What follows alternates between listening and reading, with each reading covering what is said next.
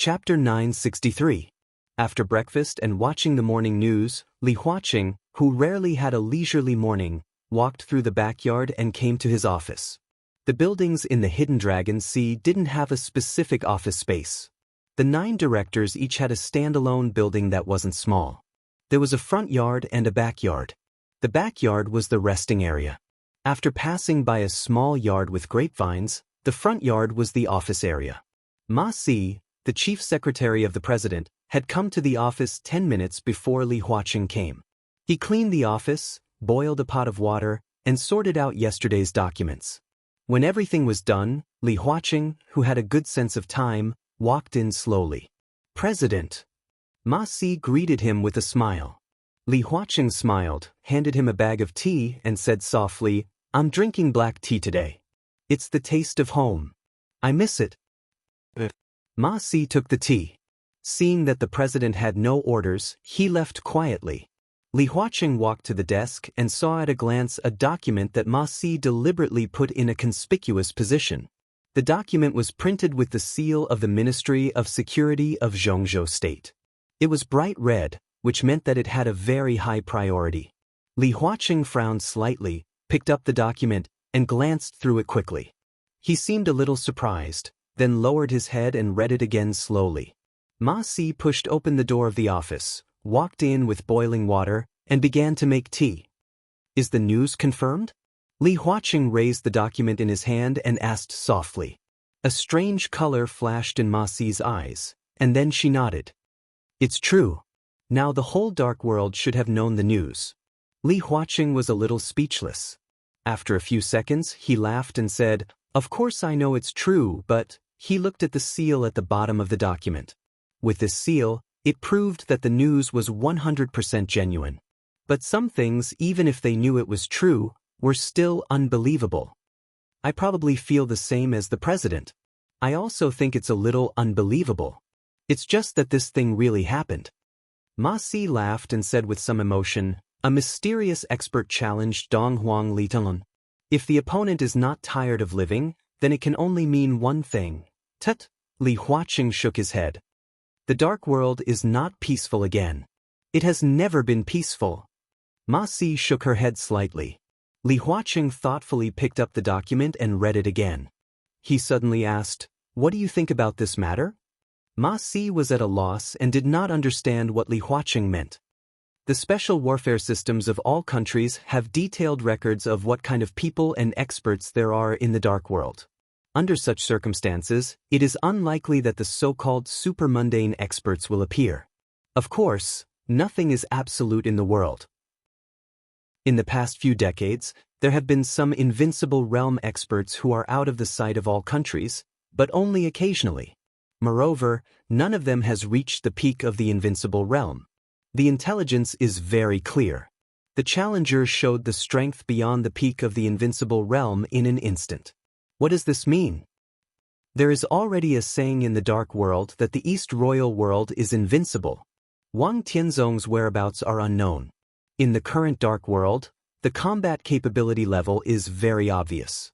Li Tianlan can barely be regarded as unique, followed by Li Guangtu and Lin Fengting. Both of them have surpassed the peak of the invincible realm. What about Lin Fengting and Li Guangtu? It is ridiculous that there is no expert at the peak of the invincible realm in the whole dark world. Such a situation is too rare. I believe that the mysterious challenger has the strength beyond the peak of the invincible realm. That is to say, even if the opponent's combat capability is not at the level of Li Tianlan, it should be very close to it. It is probably at the same level as Lin Fengting and Li Guangtu. If such a person has no ambition, then there is no need for him to challenge Li Tianlan. If he has ambition, then where was he before? With his strength, if he wants to develop his power, he has long been a big shot in the dark world. Anyway, such strength can't be obtained overnight, right? He has kept a low profile for so long. Why did he suddenly jump out in front of everyone? He even wants to challenge Li Tianlan, who is known as East Royal. Ma Si handed the brewed black tea to Li Huaqing and casually sat down opposite him. He had been by Li Huaqing's side for nearly 15 years, and the relationship between a secretary and a leader had almost transformed into a familial relationship. Thus, he was not overly reserved most of the time. He gently tapped the black tea in front of him and said thoughtfully, "You mean it's because of the upcoming decisive battle in the North Sea? The Prime Minister has some partners, such as Wang Qinglei, and even some foreign forces," Li Huaqing said in a low voice. "I don't know if they found Wang Qinglei, and then Wang Qinglei found the Prime Minister, or if the Prime Minister took the initiative to contact them. But the Prime Minister once told me personally that there is an unknown majesty in the dark world." His Majesty. This word had always been a specific title in the dark world. For example, Wang Tianzong used to be. For example, Li Tianlan now. This title basically meant invincibility in the world. Ma Si's face changed slightly. No matter how secretive His Majesty is, he is still His Majesty, and his strength can't be too weak. The Prime Minister can know him, which means that he is also interested in Beihai. It is understandable that East Island is determined to get Beihai, but in the whole incident, the intervention of the Vatican and the Jiang family of South America is obviously driven by someone. If you want to integrate these forces, you really need a fighting force that can control the situation. His Majesty should be him, and it can only be him. If I'm not wrong, he should be the behind-the-scenes manipulator who pushed for the final battle in Beihai. Some of his ideas even affected Wang Qinglei and the Prime Minister. In other words, the Prime Minister was used by him. He is indeed a powerful figure. He challenged Li Tianlan in turn. Ma Si's eyes suddenly flashed. Does this mean that he is attracting attention, and the real layout, the last means, will be used in Beihai? That is to say, the final battle in Beihai is about to begin? You can understand it that way. Li Huaqing frowned. But it is not necessary. It is right to attract attention, but in this case, doesn't His Majesty think it is best to continue to hide in the dark? If a mysterious superior, who is likely to be at the same level or slightly weaker than Li Tianlan, hides in the dark and makes a sneak attack, even Li Tianlan does not dare to be careless. So why does he want to expose himself before the final battle? Is this His Majesty a fool? Ma Si complained in her heart. She chose her words carefully and expressed her personal thoughts. Maybe he thinks there is no need to hide? Or, what he is about to set up in Beihai is more important than his own existence. He is an expert who has surpassed the peak of the invincible realm. What else can be more important than him? Murderous weapons? Ordinary murderous weapons can't even hurt Li Tianlan. More important than him, only. Li Huaqing suddenly paused. Ma Si suddenly came to her senses and said subconsciously, more important than him, only the superior at the same level as him, whose identity is more hidden, and it is impossible for him to appear in Beihai. Li Kuang too. The next moment, Li Huaqing and Ma Si said a name at the same time. Li Huaqing suddenly frowned, hesitated for a moment, and said in a deep voice, "Help me contact Li Tianlan." Ma Si took out her mobile phone, found the specially marked number, and dialed it directly. The phone was quickly connected. Li Tianlan's calm voice came from the other side of the phone. "Hey, President, this is Li Tianlan." Li Huaqing smiled and went straight to the point. "What do you think of the mysterious superior? He may not be very mysterious, but we really don't have evidence to prove his identity. We just have some guesses. In the final battle in Beihai, the ultimate force that Chen Fangqing can rely on is probably him." I suddenly remembered something. Li Huaqing quietly waited for Li Tianlan to finish, and then slowly said, "There has been no news from the purgatory of Heaven Capital for more than 2 years. I don't know how Li Kuangtu's state is. Tunman, some things can't be ignored." His tone was very light, but the meaning of the reminder was extremely obvious. Li Tianlan was silent for a moment. He was a little surprised by Li Huaqing's sudden concern, but he was not surprised. Li Huaqing and the academics still remained neutral. They withdrew from the cooperation with the Prince Group and also did not make any comments on Li Tianlan's approach. Their neutral attitude was obvious. But now even a fool could see that Chen Fangqing's chances of winning were not good. And the academics seemed to be neutral, but for the Prince Group and Chen Fangqing, it was a real betrayal.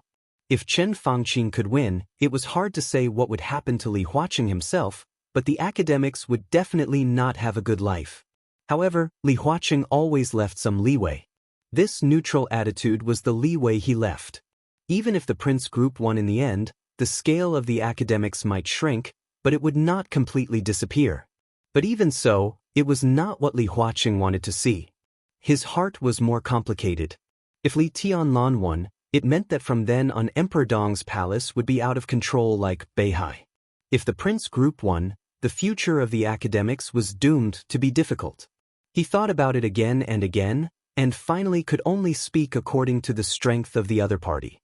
Li Tianlan was strong, so Li Huaqing put his chips on Li Tianlan. Such a reminder was a complete expression of goodwill. Li Guangtu is now in Beihai. In fact, I just came back from Heaven Capital last night. Li Tianlan said calmly, what is certain is that if the final battle will break out in the near future, then no one in the purgatory of Heaven Capital needs to worry except Li Guangtu. Li Huaqing's heart suddenly shook, and he subconsciously narrowed his eyes. He couldn't understand the meaning of Li Tianlan's words for a while, but the point he wanted to say was not this. Now the most important thing to worry about is Li Guangtu. I don't know how Li Guangtu's current state is, and the mysterious expert who is challenging him is also very strong. At present, it is certain that there are already several invincible realm experts involved in the next final battle. If these two people are added, what are the odds of winning? There was no response from the other side of the phone for a long time. Just when Li Huaqing thought that the phone had been hung up, Li Tianlan's voice sounded. Don't worry. His tone was calm with extreme confidence. They can't make any waves. I'm going to have breakfast. He said slowly, goodbye. The phone was hung up directly. Li Huaqing looked at the phone in his hand, lost in thought. The whole dark world was now speculating how strong Li Tianlan was now. But to this day, Li Tianlan's strength was still a mystery. The strength he had shown so far was not enough for others to have a clear judgment of his combat capability. He thought of Li Tianlan's tone. It was a kind of peace and calmness that everything was under control. Did Li Tianlan really have the absolute confidence to overturn the luxurious lineup of two experts who had surpassed the peak of the Invincible Realm and several Invincible Realm experts by himself? If he really had this ability, with such a lineup, did it mean that he could really sweep the entire dark world with his own strength? He might not have reached Wang Tianzong's realm at that time.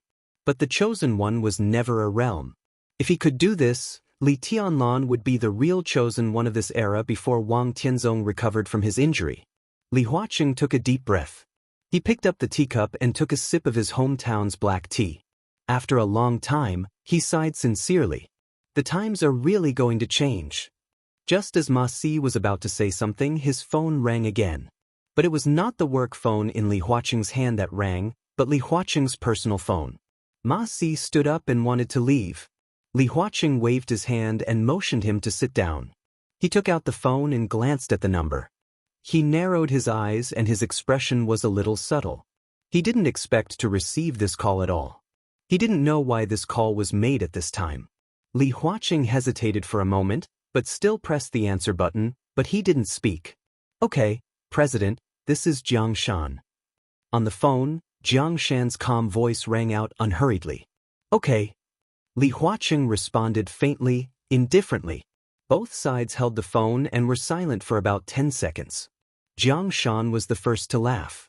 Well, President, I'm reporting to you this time. The work in Beijing is very difficult.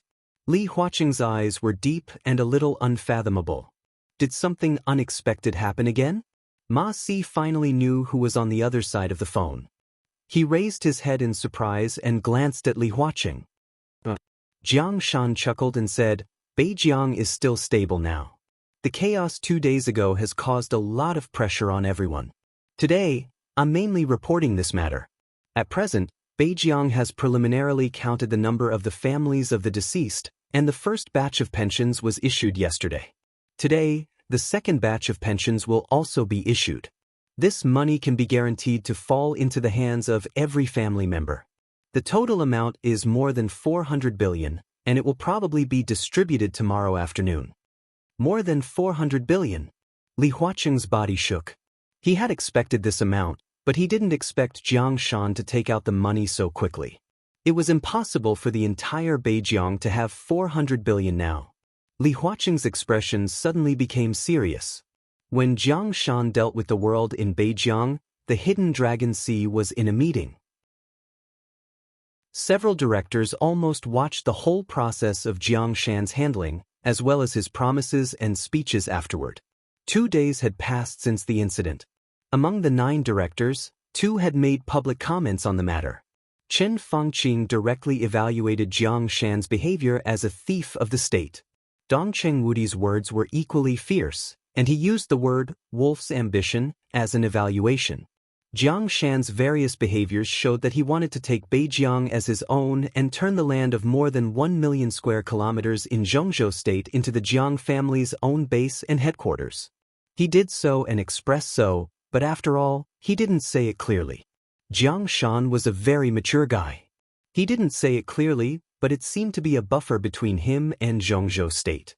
Li Huaqing also tacitly did not give any orders to Beijiang. Now Zhongzhou State was obviously in troubled times. The final battle in Beihai was the highlight, but in the end, it was just the beginning. The general election was coming, and there were all kinds of things to deal with. Everyone planned to deal with the problems in Beijiang after the general election.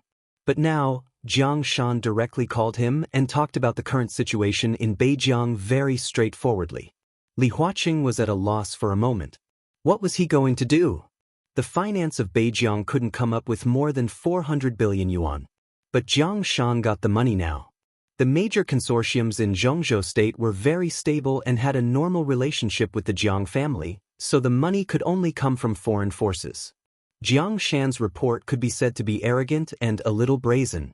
Did he want to lay his cards on the table only 2 days after the incident? Li Huaqing's serious expression became extremely cold little by little. There was still a buffer for some things to be done. But if he blatantly laid his cards on the table and wanted to publicize it, he would be courting death. At this moment, Li Huaqing directly made up his mind. If Jiang Shan really thought that he wanted to take down Beijiang blatantly because he had turned to foreign forces, then he would inevitably react. At all costs, he would react most violently. This was the bottom line that could not be violated. If Jiang Shan dared to touch him, Li Huaqing would let him die. Where does the money come from? Foreign forces? Skull and Bones Society? Elite Club? Or World Financial Union? The 3 forces he mentioned were the world's top super consortiums, and they were also the forces that had the ambition and courage to plot Beijiang. Behind the elite clubs stood the major European giants, and the main leader was the Rothschild family. But with King Tong and Paul's serious injuries, Rothschild's position as the leader was also in jeopardy. All the giants now had other ideas. Behind the Skull and Bones Society was Star State and the whole of America. They were equally powerful. With the support of Star State, they were even more domineering than the elite clubs in many cases. The World Financial Union was a relatively loose organization, but it also had a very special factor. Its headquarters was located in Arad, and it was backed by countless energy and money. Although it was loose, it could also unite sometimes. The elite clubs of Europe, the Skull and Bones Society of Star State, the World Financial Union of Arad, and the Wang family of Beihai and the Flourishing Age Fund of Zhongzhou State were almost the 5 giants of the world financial world. In the field of wealth, they were completely equivalent to the superforces in the dark world. The Flourishing Age Fund wanted to take over Beijiang, but Li Tianlan was 1 step ahead. The Wang family of Beihai had no time to care about other things. Then the answer was obvious to Li Huaqing. There were only 3 organizations left. Li Huaqing's voice was very light and indifferent, without the slightest sharpness and determination. But Jiang Shan heard an unparalleled sense of danger in it. He was almost sure that if he really had these foreign forces behind him, and if he really dared to admit it, then in less than an hour he would face the fiercest action of Zhongzhou State. Li Huaqing was gentle, but it did not mean that he really had no temper. As the president, he could not be indifferent to this kind of theft. Jiang Shan's mind was in a mess. The smile in his tone gradually disappeared, and he became serious and solemn. President, whether I believe it or not, I can guarantee in the name of the Parliament and Beijiang that I did not commit treason. His voice was clear and strong with great weight. Oh. Li Huaqing gave a non-committal response. Come to Beijiang, President. Jiang Shan suddenly said, Come to Beijiang and have a look. There are no foreign forces here. It is still the territory of Zhongzhou State. The situation here is gradually stabilizing. There is only the Jiang family here. If you still believe me, if the parliament still trusts Beijiang, come and have a look. Li Huaqing was silent for about 2 or 3 seconds. Then he raised his hand to look at the time and said indifferently, I will have lunch in Beijiang at noon. Jiang Shan laughed and said, I will go to the airport to meet the president later. Li Huaqing hung up the phone, narrowed his eyes, and seemed to be thinking. President, Ma Si, who looked a little pale, hesitated and couldn't help but say, I don't recommend going to Beijiang. Li Huaqing came back from his contemplation, glanced at Ma Si and asked, Why? The Jiang family's position is unclear now. Jiang Shan hides too deeply and is astute. In fact, we don't know enough about the Jiang family and Jiang Shan. If he really turns to foreign forces, you may encounter some unexpected special situations when you go to Beijiang, and you may be in danger. Ma Si said quickly, Of course, I understand your feelings. You are worried about the situation in Beijiang. I can go there on behalf of the president, see the situation there, and report to you as soon as possible. Why bother? Li Huaqing shook his head and stood up. Go with me. I am the president of Zhongzhou State. Beijiang is the Beijiang of Zhongzhou State. In our own country, I can go anywhere I want. His voice was low and calm, as if with great majesty. Jiang Shan dares to invite me over, then I will go. I must go. When she gradually woke up from the deepest level of meditation, the cry of the baby next to her ears gradually became clear. She opened her eyes. There was a soft and faint light in her sight.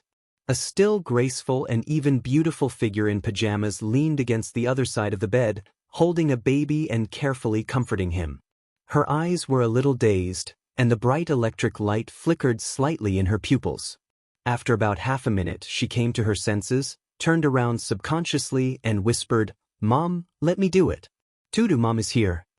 The baby, who was less than 2 years old, had been weaned. She took the baby and kissed him gently on the face. The crying baby seemed to feel his mother's breath, and he became quiet. He grabbed his mother's arm with his little hand, hummed softly, and slowly fell asleep again. She waited for a while, carefully put the baby on the bed, and smiled apologetically at the woman beside her. Tutu usually sleeps very well. I thought he wouldn't wake up. You don't have to work so hard, do you? Summer Solstice looked at her helplessly. In the faint light, her eyebrows and eyes were extremely soft. Song Si gently stroked her son's sleeping face, and her eyes were gentle and firm. This was her son. Her and Wang Xingxiao's son. The name Haoyan was given by Wang Xingxiao. The nickname Tutu was given by Song Si. In the 2 years since she left Beihai, from the pregnancy to the birth of the child, the little guy in front of her seemed to have become all her hope. In silence, Song Si pursed her lips and whispered, I can feel that I'm very, very close to the breakthrough. I know that, but I can feel that I'm very close to the breakthrough. Summer Solstice reached out and touched Song Si's hair, whispering, but in fact, there's still a long way to go before the real breakthrough. Song Si's expression didn't change, and she whispered, that's why you have to work harder. Her talent in martial arts was extremely outstanding even in Beihai. Excellent talent could enable her to enter the thundershocking realm without any bottlenecks or obstacles. But if it was so easy to break through to the invincible realm, how could this realm be worthy of the word invincible? Song Si had already been at the peak of the thundershocking realm 2 years ago. Pregnancy and childbirth might make her a little haggard, but it wouldn't make her state decline. She had been at the peak of the thundershocking realm for several years, but she couldn't find the threshold to break through the thundershocking realm and enter the half-step invincible realm. As Song Si said, she could feel that she was very close to the breakthrough, but she still had no clue. The peak of the thundershocking realm. Such a realm was naturally useful in the current situation faced by Beihai, but it could also be said that it didn't have much effect. Ah, don't think too much, Summer Solstice sighed softly. I've been through it. In martial arts, sometimes it's more effective to let nature take its course than to rush for quick results. I'm a little tired these days. I need to take a rest and let myself relax completely. Maybe it'll be easier for me to break through. Song Xiai lowered her head, looked at her son, and was silent for a long time. Mom, she called very naturally and whispered, I miss home and I miss him and I want to help him. Her head seemed to be lower, and she said in a weak voice, It's very dangerous for him to stay in Mount Dibbing, isn't it? Don't let your imagination run wild. Our alliance with Emperor Dong's palace is very stable at this stage. Li Tianlan is very strong now, and we're not weak. If we join hands with Emperor Dong's palace, there won't be any danger. Summer Solstice laughed. Strictly speaking, the place where they were now did not belong to any country. It was a private island in the Pacific Ocean, a secret industry of the Wang family of Beihai. The island was not big, but the facilities were relatively complete. In addition to hundreds of servants and logistics personnel with different duties, there were only Summer Solstice, Tangshi, Song Ci, and the newly born Haoqian. Different important figures of the Wang family of Beihai were all placed in different areas. More than 2 years was not a long time, and there was no change between the mother-in-law and daughter-in-law. Summer Solstice spent most of her time recuperating. Tangshi still controlled the business empire of the Wang family of Beihai, remotely commanding and dealing with endless things every day, and Song Ci took care of the baby. Perhaps because she had been away from Beihai for too long, Song Ci, who had given birth, began to suffer from frequent insomnia and became more and more anxious. With her willpower, it was naturally impossible for her to suffer from postpartum depression, but the fluctuation of her mood had a great impact on her. So she began to meditate and practice kendo for a long time. In order to take care of her grandson, Summer Solstice lived with Song Ci and taught her martial arts. The two made an agreement not long ago after the baby was weaned. If the stalemate continued, then after Song Ci broke through the peak of the thunder-shocking realm and became a half-step invincible realm expert, she could leave here and return to Wang Xianxia to help him. But Summer Solstice glanced at Song Ci with a somewhat complicated look in her eyes. It'll be fine, she said softly. In order to let him concentrate, I haven't told the outside world. The current situation is actually very good. Xianxia is very well prepared. If there are no accidents, we should be able to return to Beihai soon. Really? Song Ci raised her head and looked at Summer Solstice in a daze. She was already a woman, and her appearance was still gorgeous and delicate, but there was a touch of exhaustion and haggardness that could not be concealed. It's true. Summer Solstice held Song Ci's hand and said with a soft smile, It's impossible for Beihai to lose. Or to put it bluntly, when those people set the final battlefield in Beihai province, they can't win. To say the least, even if Li Tianlan and Emperor Dong's palace don't participate in the final battle this time, Xianxia will be fine, and Beihai will be fine. So, don't worry. Song Ci nodded hard, looked at Summer Solstice, and said seriously, I believe you. Her face and eyes looked pure and flawless in the faint light, with a kind of piety that was enough to move people. Summer Solstice laughed. At this moment, she suddenly thought of the time when she was in Mount Dibbing. She thought of the night when her injury suddenly completely recovered. She thought of the world-shaking sword that split the sky of Beihai and split the entire Mount Dibbing. The heavenly sun that should not appear in this era. Invincible in the world. That was the real king of the world. That day, the moment he stood on Mount Dibbing, he called out the names of Song Ci and Haoqian. From that moment on, she knew the ending of the Wang family of Beihai in another era, or in the story that Lin Fengting and Qin Weibai once told. Because the man who called himself Li Dongqing did not call out Wang Tianzong, Wang Xingxiao, or Summer Solstice. They might have died long ago. When most people had died, only Song Ci and Haoqian, who was still growing, could support the Wang family of Beihai. Song Ci's talent was very good, but in fact, there was a limit. According to Summer Solstice's judgment, She might be able to break through and enter the invincible realm, but she basically had no potential to reach the peak of the invincible realm. How could she fight against Li Dongqing and the Sword Dynasty that did not exist in that story? There seemed to be only one answer. She merged with Worryless and turned herself into a half-human and half-metal monster. Summer Solstice could not imagine what kind of despair and madness it was. But after knowing the possible ending, looking at her daughter-in-law who had given birth to the eldest son and grandson of the Wang family of Beihai, she completely loved and doted on her from the bottom of her heart. At least in this era, she would try her best to change that tragic and cold ending. Xianxia hesitated. Her voice was cautious. How long will it take us to go back to Beihai? This was the question she had always wanted to ask but had never really asked. The place that she thought about day and night had a person that she missed dearly. After being away for so long, she missed him so much. Summer Solstice looked at her with a smile and said softly, "It won't be more than a month at the latest." When dawn broke, there was another heavy snow in the sacred state of Beihai. The white snow fell from the sky silently. The whole Mount Dibing quickly became silver. Wang Xianxia stood quietly on the stage of formidable person, looking at Beihai that was still slowly turbulent in the distance. There was no sword light or sword energy in the depths of Beihai. The wind was calm, and the snow fell. He wore a coat and held a thermos cup in his hand.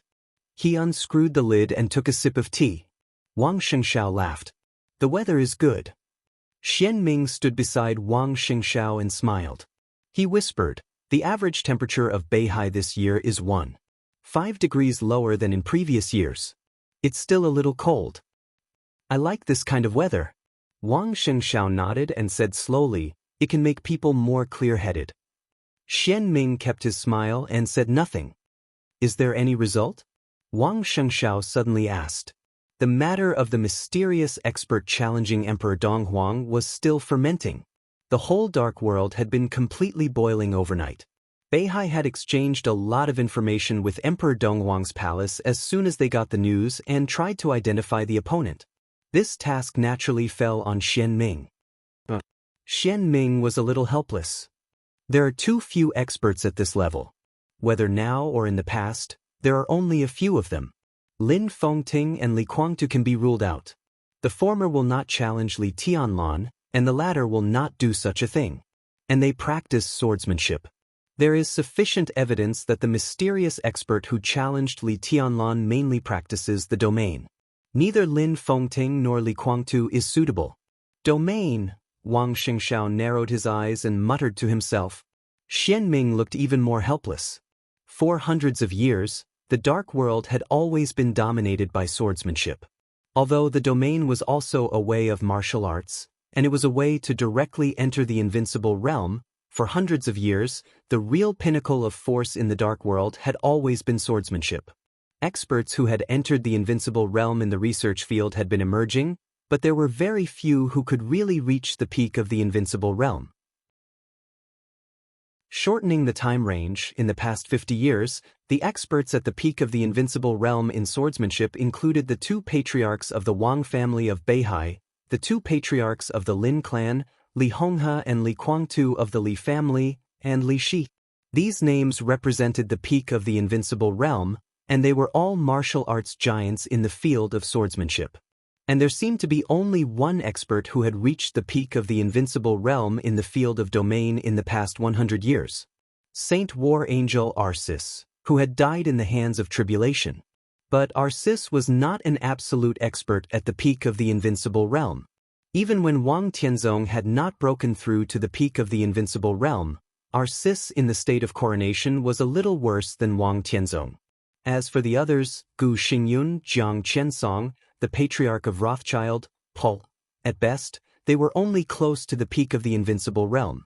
Before the invincible realm, there was no advantage or disadvantage between swordsmanship and domain. But after the invincible realm, it was an almost irrefutable fact that swordsmanship was superior to domain. But now, a mysterious expert who had directly broken through to the peak of the invincible realm in the field of domain suddenly appeared, and he even dared to challenge Li Tianlan, who was vaguely the top expert in the dark world. When the major forces got the news, they all felt that their worldviews were shattered. After the shock and astonishment, they were confused, because such a person seemed to come out of nowhere. In everyone's knowledge, there was no expert who could reach the peak of the invincible realm in the field of domain at present. Then where did this expert who had surpassed the peak of the invincible realm come from at this time? Is there no clue at all? Wang Xianxia asked. No. Xian Ming smiled bitterly. According to our intelligence, such a person shouldn't exist at all. At present, the only scientific explanation is that he has been secretly strengthening his strength. Even when he reached the peak of the invincible realm, he didn't expose himself until he broke through to the peak of the invincible realm and approached the supreme realm. That's the only explanation, but it's also, he hesitated. But it's also the most nonsensical explanation. Wang Xianxia added with a smile. Xian Ming nodded with a bitter smile. That's true. If there is such a person, I can't imagine how wretched he will be.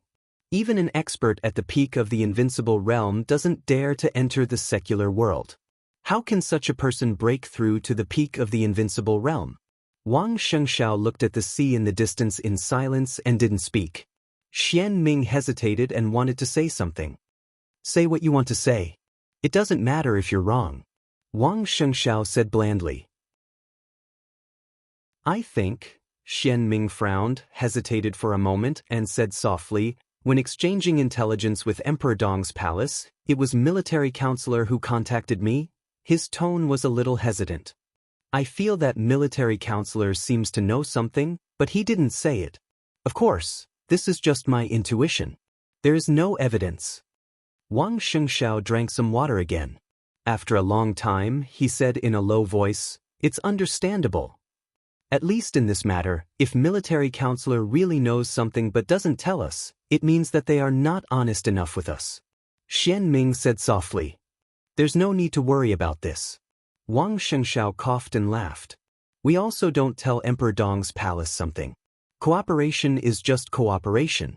And it can be foreseen that after the final battle, the situation in Zhongzhou state will be in a new balance. Our cooperation with Emperor Dong's palace will also end at that time. At that time, we may become opponents fighting for interests. It's normal for them to hold back from us. But I don't understand, Xian Ming said with some doubts. That's the enemy of Emperor Dong's palace.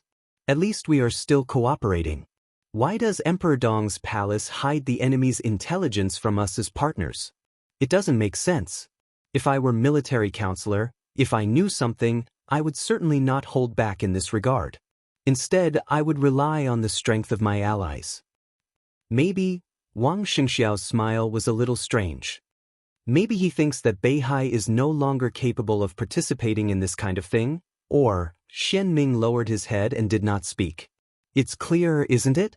Wang Xianxia said quietly. Xian Ming's face suddenly became ugly. The challenger was the enemy of Emperor Dong's palace. Beihai didn't belong to Emperor Dong's palace.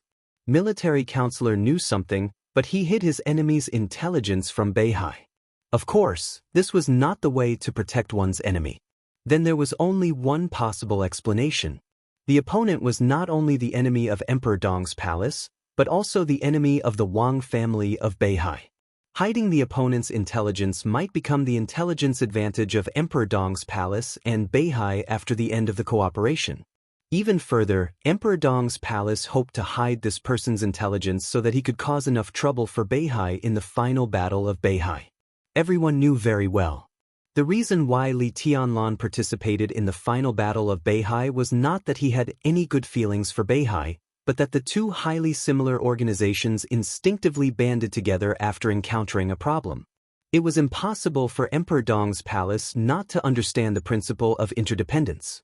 What was more, the result of the final battle of Beihai was directly related to the future layout of Emperor Dong's palace. From this point of view, if one wanted to put it bluntly,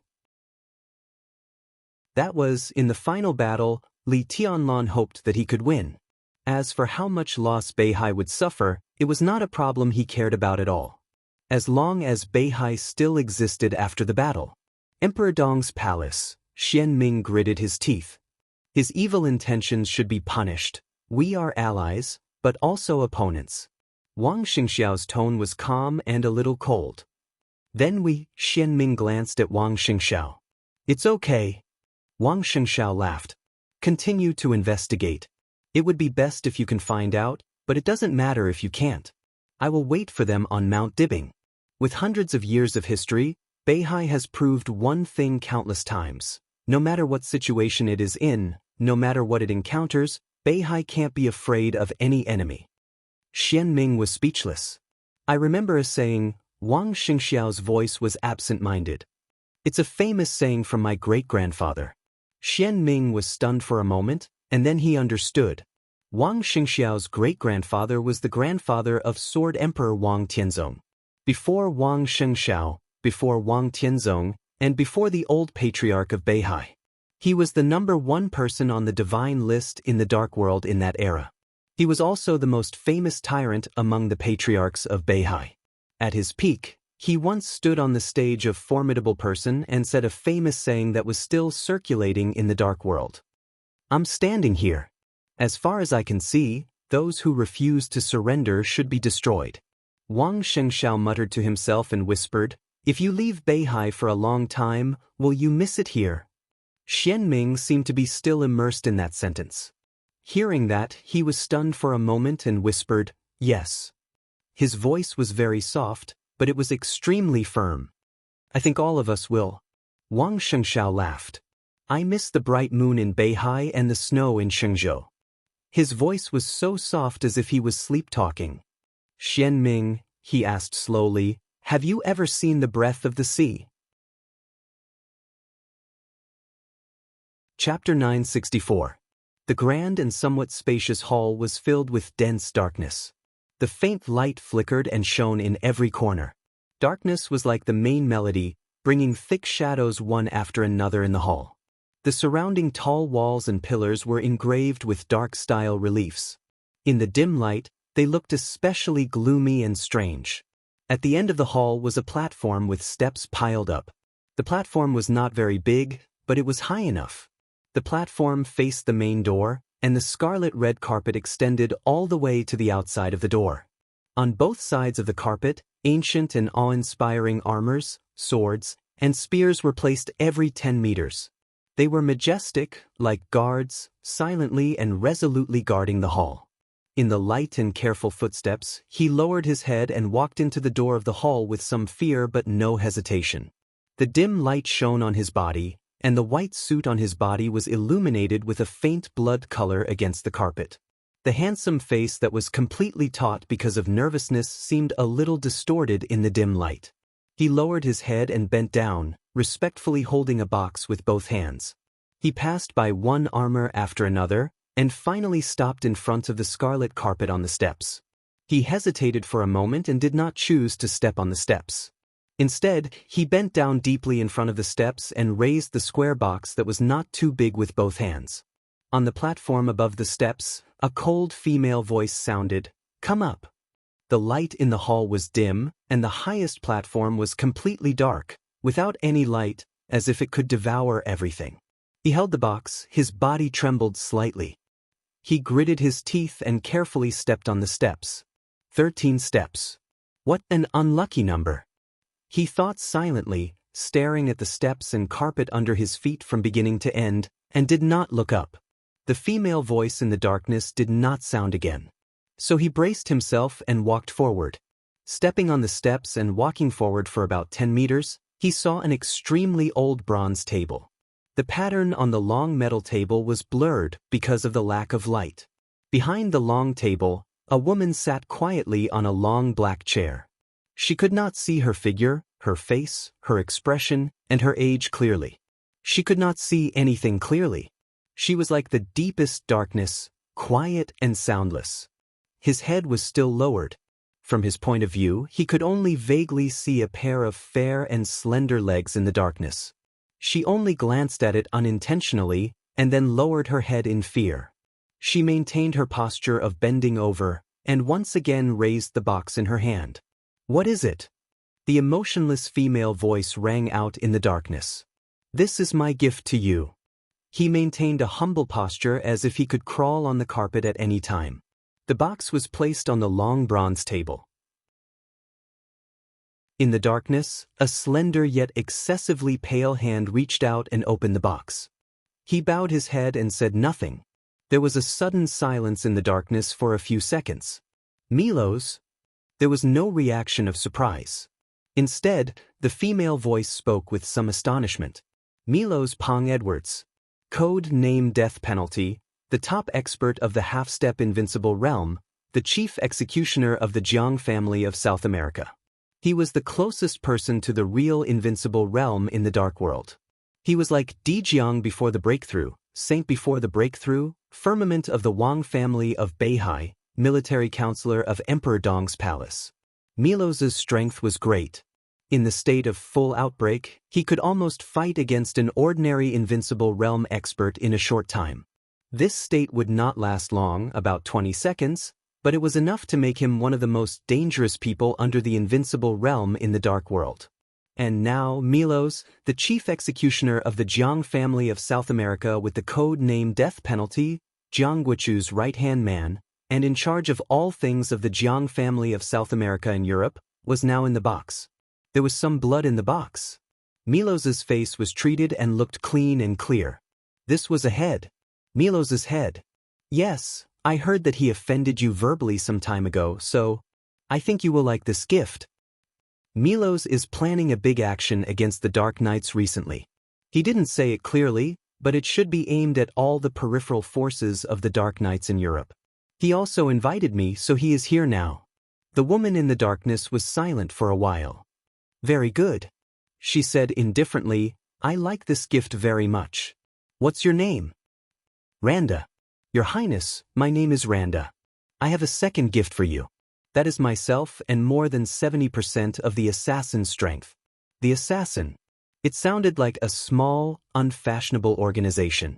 But in fact, it was the invincible realm force in the dark world. It could even be said to be the youngest invincible realm force in the dark world today, much younger than Emperor Dong's palace. They had only developed for about a few years. Many things had just taken shape or even not. Speaking of foundation, they naturally didn't have it. In terms of scale, it was not a superpower. Everything was still developing. But now, they had no chance to continue to develop. The most important reason was that the leader of the invincible realm of the assassin died a few days ago. In Zhongzhou State, in Huading, he was killed by Dong Huang in one move. The assassin was a force of Zhu. If Zhu was still alive, they should still be working with the Jiang family of South America, the Holy Land, East Island, and His Majesty to prepare for the next decisive battle in Beihai. But with Zhu's death, the atmosphere inside the assassins suddenly changed completely. Their force had just started. Without Zhu, it would be difficult for them to protect themselves, let alone participate in the game at the level of Dong Huang and His Majesty. No matter how young the assassins were, they were still a force with invincible realm experts. When they lost their invincible realm experts and had not gained a firm foothold, there were too many people who wanted to devour them completely. Even in the eyes of the superpowers, the assassin had no foundation. The seemingly dry structure was not worthless. It also meant a huge force. Decisive battle? As soon as the news of Zhu's death spread inside the assassin, all the higher-ups in the assassin almost gave up the idea at the same time. They didn't even think about revenge for Zhu at all. They didn't discuss it at all. Revenge for Zhu? This was a complete joke inside the assassin. They didn't even dare to think about it, let alone do it. What they wanted to do most now was to protect themselves. So they refused some of the action requests put forward by the Jiang family of South America without hesitation. When Milos, the chief executioner of the Jiang family of South America, personally came to order them, there was almost no hesitation. The assassin became a real assassin on the spot. More than 10 senior assassins used various means to besiege him at all costs. After more than an hour of entanglement, they finally killed Milos, whose code name was Death Penalty. Then Randa, the strongest person inside the assassin, carried Milos' head and went directly to the headquarters of the Dark Knights to meet the Dark Queen of the Dark Knights. The Dark Queen was the new master of the Dark Knights. After the chaos in Snow Country, Raphael, the commander of the Dark Knights, had not been able to recover from his injury for more than 2 years. As soon as the Dark Queen appeared in Europe, she naturally took over the supreme power of the Dark Knights from Raphael. To this day, there were still many forces in the Dark World who didn't know the origin of the Dark Queen. If she hadn't shown the strength that was very close to the peak of the Invincible Realm, many forces would have even regarded her as the new Invincible Realm expert in the Dark World. But the identity of the Dark Queen was no longer a secret in front of the real superpowers. The Samsara Palace's position was the most vague and deeply hidden strongest supermaster, the lover of Raphael, the commander of the Dark Knights. Sometimes she was the master of Samsara Palace, but most of the time she was Qin Weibai's personal bodyguard. Samsara Palace, flaming fire. The Samsara Palace had now been destroyed. With the last and most important main body, the Flourishing Age Fund, merged into Emperor Dong's palace, there was no trace of the Samsara Palace in the Dark World. Flaming Fire became the Dark Queen and controlled the Dark Knights. She became gloomier, more closed, and more indifferent than when she was in the Samsara Palace. She had only been in charge of the Dark Knights for a little more than a year, but in such a short period of time, she had personally carved countless eye-catching traces in the seemingly calm Europe, which was actually turbulent. At least in the land of Europe, her reputation had almost completely overshadowed that of the Queen of Shadows, King Tong, in her heyday. The Queen in the Dark was silent. She seemed to be thinking. Among the assassins, Randa, whose code name was Darkblade, was an expert who was very close to the half-step Invincible Realm. But at such a close distance, with the Queen's silence, he couldn't feel the existence of the other party at all in the dark. Darkblade's heart was a little cold, and his body bent more obviously. He was not only an expert who was close to the half-step Invincible Realm. He was also an assassin who was good at restraining his breath, hiding, and perception, and was close to the half-step Invincible Realm. But now, separated by a long bronze table, if he didn't look at the pair of beautiful long legs in the dark, he couldn't feel the existence of the other party at all. Like clouds and mist, it was an extremely illusory feeling. This feeling made Randa tremble from the bottom of his heart. This illusory feeling seemed to fully explain one thing. If the other party didn't control the Dark Knights but became an assassin, she could definitely become the most terrifying assassin of the Invincible Realm in this era. Do you mean that the assassins are willing to submit to the Dark Knights? After a long silence, the Queen's light and emotionless voice sounded again. No, not to submit to the Dark Knights, but to you. The assassins are willing to be the sharp blade and loyal dog in your hands. If your will is for us to join the Dark Knights, we have no objection. But we still hope that we can have our own organization. Randa's voice was respectful and humble. Randa's voice was respectful and humble. Tell me your reasons. There seemed to be a touch of curiosity in the Queen's voice. Randa hesitated for a moment and finally decided to tell the truth. The assassins were promoted to a very high position, but they fell down. If the assassins want to survive, they can only rely on the real strong. You have many choices. The Queen said calmly, the Dark Knights are not the best. In fact, we don't have many choices, Randa smiled bitterly. In this case, whether we go to the Sanctuary, the Jiang family of South America, or East Island, the other party will regard us as cannon fodder in the final battle in Beihai. Our death is even worthless, because from the beginning to the end, a considerable number of assassins think that the final battle in Beihai is meaningless to the assassins. Now that Zhu has fallen, we have no reason to go to Beihai to fight. We don't want to go to Beihai, which is empty now. Beihai is too chaotic now. And even if we are willing to join Beihai, I'm afraid Wang Xingxiao won't trust us easily. Emperor Dong's palace is a good choice, but His Majesty East Emperor has just killed Zhu. We don't dare to think about his attitude toward the assassins. Kunlun City is on the verge of collapse. It's also not our choice. Randa's smile was extremely bitter. So, the Dark Knights is our best, or even our only choice. Similarly, you used to be the super master of Samsara Palace. If we go to your side, Even if His Majesty East Emperor will vent his anger on us because of Ju, we won't see His Majesty's sword light under your command. His Majesty East Emperor, the Queen laughed. Her emotions grew stronger and stronger, and she became extremely sarcastic. What does East Emperor have to do with me? Just because I used to be the super master of Samsara Palace? Randa lowered his head and said nothing. Why did Flaming Fire become the Dark Queen? It had always been a strange thing in the Dark World. It seemed that the Queen and Emperor Dong's palace had no connection, but the cooperation between the two sides in Wulan State had never been broken. Excluding the Flourishing Age Fund, the interests of Wulan State could now be said to be the main source of income for Emperor Dong's palace. After the chaos in Snow Country, Emperor Dong almost did whatever he wanted in Wulan State and occupied the biggest interests. After Emperor Dong's palace, the Dark Knights occupied the biggest interests in Wulan State. The cooperation between the two sides was extremely close in this regard. Even if the Dark Knights had robbed several interests that should have belonged to Emperor Dong's palace in the past 2 years, Emperor Dong did not say anything. After Emperor Dong returned to Tiannan, he also did not express any opinion about it.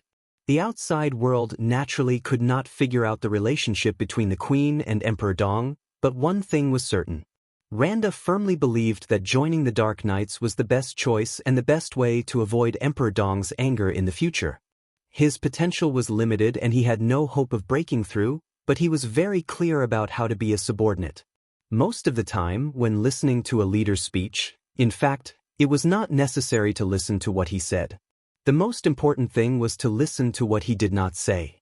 The Queen's words were what made him feel that he had made the right choice. In the darkness, the Queen seemed to be thinking about something quietly. After a few minutes, she slowly said, "How many assassins are there now?" At present, there are 3 experts in the Thundershocking realm. In addition to me, there is 1 at the peak of the Thundershocking realm, and 1 in the Thundershocking realm. There are 60 people in the Fire Flaming realm. Among them, 20 are at the peak of the Fire Flaming realm. There are about 6,000 combatants scattered in various places. Detailed assets have not been calculated yet. Randa said seriously. You turn to me because you don't want to participate in the decisive battle in Beihai. The Queen's gaze fell on him from the darkness. Then what can you do for me if you surrender to me? No. Randa shook his head and said respectfully, we just don't want to participate in the decisive battle in Beihai as cannon fodder. For assassins, what we need most now is to slowly develop and accumulate strength, so we think that the decisive battle in Beihai is meaningless to us. But if the Queen asks us to participate, we won't hesitate. Your meaning is our meaning. Huh, the Queen chuckled softly. Go to Annie. She said slowly, he will arrange your position. Annie was her personal bodyguard. Strictly speaking, she did not belong to the Dark Knights. Since the assassins turned to her, the arrangement of the assassins naturally had to be handed over to Annie, not to the higher-ups of the Dark Knights. Randa nodded and bowed deeply to the Queen in the darkness. Little by little, he walked backward down the steps and slowly walked out of the dark hall of the Dark Knights. The Queen sat on the dark platform and watched his figure slowly disappear, leaving the hall completely. She took a deep breath and suddenly coughed violently. Puff! A mouthful of blood spurted from her mouth and fell on the long bronze table and the bright red carpet in front of her. She was short of breath and curled up slightly. She looked extremely painful. In the darkness, there was a weak and pale face. Chapter 965. The severe pain lasted for a long time before it slowly subsided. On the platform where there was almost no light, the Queen slowly straightened her body, and her breath had become extremely weak. There was silence in the dark hall. The armors on both sides of the carpet stood silently. In the box on the long table, Milos had opened his eyes and looked at her quietly. The Queen took a few deep breaths, wiped the blood from the corners of her mouth and the cold sweat on her forehead, and raised her head gently. The extremely illusory sword energy quietly covered Milos' head. The cold flesh and blood were quickly worn down and melted under the sword energy, and finally disappeared. She really liked the gift that the assassin had given her. The Dark Knights and the Jiang family of South America had a very fierce conflict half a month ago. When all the forces in Europe received the news, the Queen of Dark took action in person, and Milos and another superior of the half-step invincible realm went all out. The battle was fierce and short. It lasted for dozens of seconds. Milos and another superior of the half-step invincible realm escaped with injuries. The Queen of Dark was unharmed. Such a record was naturally extremely powerful in the eyes of others who didn't know the details of the Queen. After all, Milos could be comparable to an ordinary superior of the invincible realm in a short time when he broke out with all his strength. The Queen could injure him and another superior of the half-step invincible realm, which meant that her strength was at least beyond the ordinary invincible realm. But in the eyes of the superpowers who knew that she was flaming fire, they could clearly see the weakness of the Queen of Dark. After all, at the end of the chaos in Snow Country, flaming fire showed the strength that was infinitely close to the peak of the invincible realm. With such strength, if she were at the peak of flaming fire, not to mention dozens of seconds, in a few breaths, Milos and the superior of the half-step invincible realm with the code name Steel Bone, who was good at defense, would be seriously injured. Whether they could survive depended on luck. But in this battle, although Milos and Steel Bone were injured, they basically escaped unscathed. The fact that the Queen of Dark was not in good condition had become a fact in the eyes of other superpowers. Therefore, the Jiang family of South America and the Holy Land tacitly mobilized part of the forces in the northern part of the European continent and put this force into the decisive battle in Beihai. Only a small part of the force was left in the hinterland of the Dark Knights to restrain flaming fire. Among them, Milos and Steel Bones were the leaders. The Queen of Darkness might not have a good impression of Donghuang, but she was undoubtedly more annoyed by what the Sanctuary and the Jiang family of South America did. This also meant that in the eyes of the two superpowers, her value was equivalent to two top experts of the half-step invincible realm when she was not in her peak state. How could the proud and arrogant Queen of Darkness, who had always been by Qin Weibai's side, stand this? However, he could only suppress this anger in his heart for the time being and silently wait for the opportunity to get back at him. The assassin's gift made the Queen feel much more comfortable. She sat quietly on the dark seat and waited until her breathing had completely stabilized before she slowly waved her hand. A faintly discernible wind appeared in the grand hall. With a faint sound, the door of the dark hall slowly closed in silence. The Queen pressed a button under the bronze table in front of her. The long table moved to the left. Light shone from the ground. In front of the Queen, a long passage that could allow one person to pass through appeared. The Queen walked down in silence. The Dark Hall was the symbolic building of the Dark Knights. It was the palace of Raphael, the commander of the Dark Knights. But in fact, the underground area was the place where the Queen and Raphael lived daily. The orange light covered the long and dark corridor. The Queen, who was dressed in a rose-colored dress, walked quietly. The soft light completely showed her exquisite figure. She seemed to be affected by the person she admired the most. Her temperament was also calm and cold. But even after 2 years, there was still a touch of helplessness and loneliness in the depths of her eyes that she couldn't adapt to. At the end of the corridor was a metal gate. The Queen entered the password and verified her fingerprint. As the gate opened, what appeared in front of her was not a base full of cold mechanical style, but a living room decorated with warm and comfortable colors: sofa, coffee table, TV, kitchen, dining room, and bedroom. This was her and Raphael's home. She was willing to stay here, but she still felt a little regretful. The slight sound in the kitchen kept ringing. Opposite the leather sofa, the wide TV was on. As the top bigwigs of the European continent and the only couple in the invincible realm, the TV in their home was not playing any European news, nor was it a speech by a core politician. Instead, it was the stunning cartoon Tom and Jerry. The Queen sat on the sofa and watched it quietly, her eyes in a trance. In fact, she didn't like watching cartoons very much, but this was her boss's favorite TV program. Every time she was tired or before making an important decision, she liked to watch it quietly for a while to relax herself. Over time, Flaming Fire had gradually gotten used to this feeling. "Xianxia, I made Zhongzhou cuisine today," I'm not very familiar with it, but it tastes good. Shall we try it? In some hearty laughter, the kitchen door was opened. Raphael, who looked younger than his actual age, walked out of the kitchen. His voice was warm and soft. He hadn't changed much from more than 2 years ago, but his handsome Eurasian face looked very pale and his breath was weak. But it seemed that because the queen was with him, he was in a good state of mind. The queen glanced at him and replied softly, the current Dark Queen. The former Flaming Fire. An expert who was close to the peak of the invincible realm. Few people in the Dark World knew her real name. Even few of the 12 supermasters of the Samsara Palace knew her real name. They only knew that she was from East Island. After following Qin Weibai, she had been called Flaming Fire. Gradually, Flaming Fire seemed to have become her real name instead of a code name. The queen herself was not even used to her real name, but only Raphael insisted on calling her that.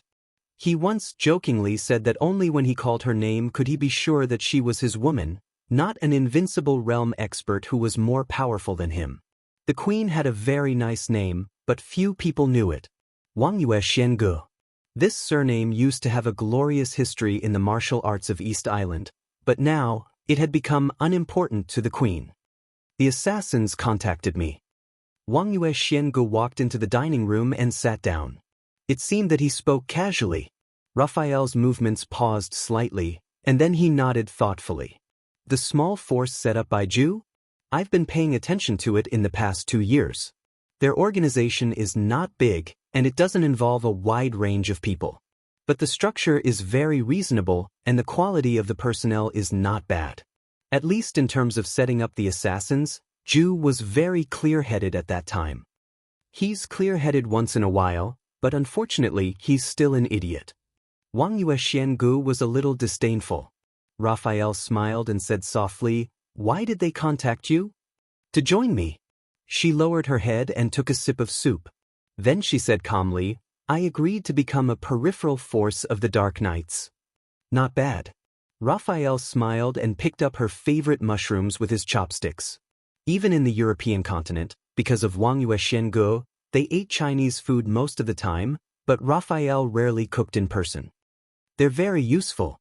Wang Xianxia raised her head and looked at Raphael seriously. Her eyes were clear and pure. "I plan to take action in the next few days and directly sweep out the power of the Jiang family of South America and the Holy Land." But the assassins took action first. They killed Milos as a sign of allegiance.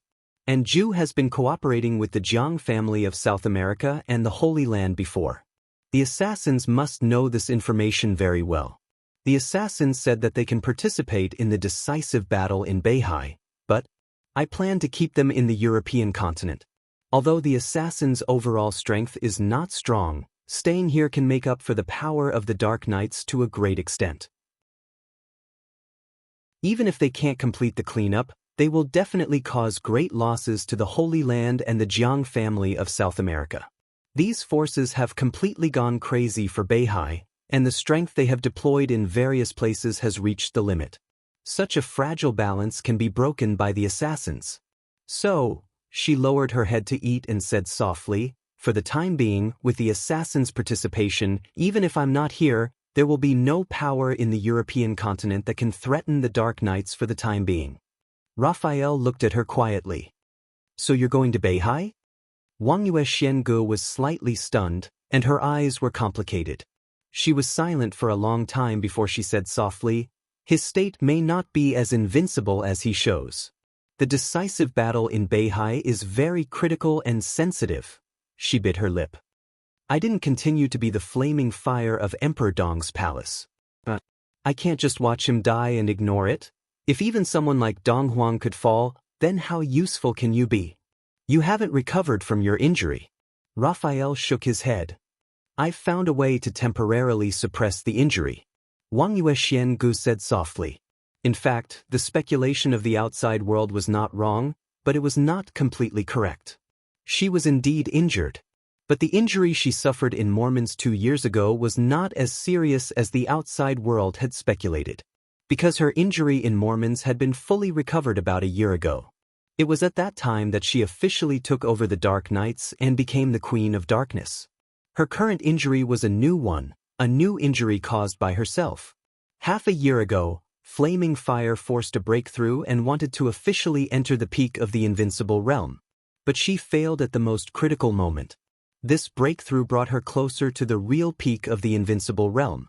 But the forced breakthrough still caused a serious burden on her body. So in the conflict some time ago, she couldn't even do anything to the two half-step invincible realm experts. But now, she had found a way to keep herself in the peak state for the time being. Raphael sighed softly. Are you angry? Wang Xianxia smiled.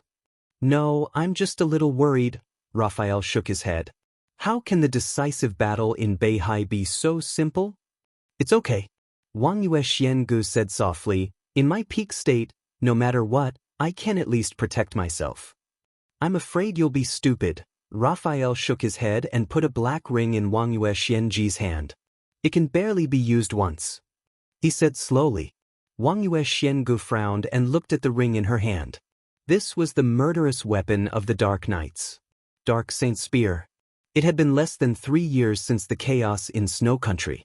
Under normal circumstances, it was impossible for the Dark Saint Spear to be fired again. However, if the state of the murderous weapon was not taken into account, it could be used once. But after using it, the Dark Saint Spear would basically be in a half-useless state. Forcibly stimulating the energy of the murderous weapon was equivalent to directly hurting the core of the murderous weapon. It could be foreseen that once the Dark Saint Spear was fired in the decisive battle in Beihai, the gunshots of the Dark Saint Spear would not be heard again in the Dark World for at least a few decades. Decades? Thinking of the consequences, Wang Xianxia was a little annoyed. It doesn't matter. Raphael laughed. Even if the Dark Saint Spear is crippled, there's nothing to feel sorry about. When the time comes, we can just hand it over to Donghuang. It can make Wuqing more powerful. Moreover, with our friendship, I believe that the compensation he gives will be generous enough to make up for the loss of the Dark Saint Spear. He won't come to me. In fact, the Dark Saint Spear is a deterrent, but it can't control everything. If I'm in a better state, I want to go with you. Raphael shook his head with a wry smile. Wang Xianxia lowered her head and looked at the ring in her hand. After a long time, she put away the ring and said softly, "When I come back, we'll get married." Raphael was slightly stunned and then laughed. I've been waiting for this day and this sentence for too long. A few years ago, Wang Xianxia had promised him that after they married, she would give birth to a child for him. Raphael touched his hair with some emotion and sighed. If you had said that a few years later, I would have almost become the child's grandfather. Wang Xianxia blushed slightly and glared at him. Flaming Fire was 35 years old this year, while Raphael was 47 years old. In terms of age, Raphael, who was 12 years older than Wang Xianxia, really couldn't afford to wait.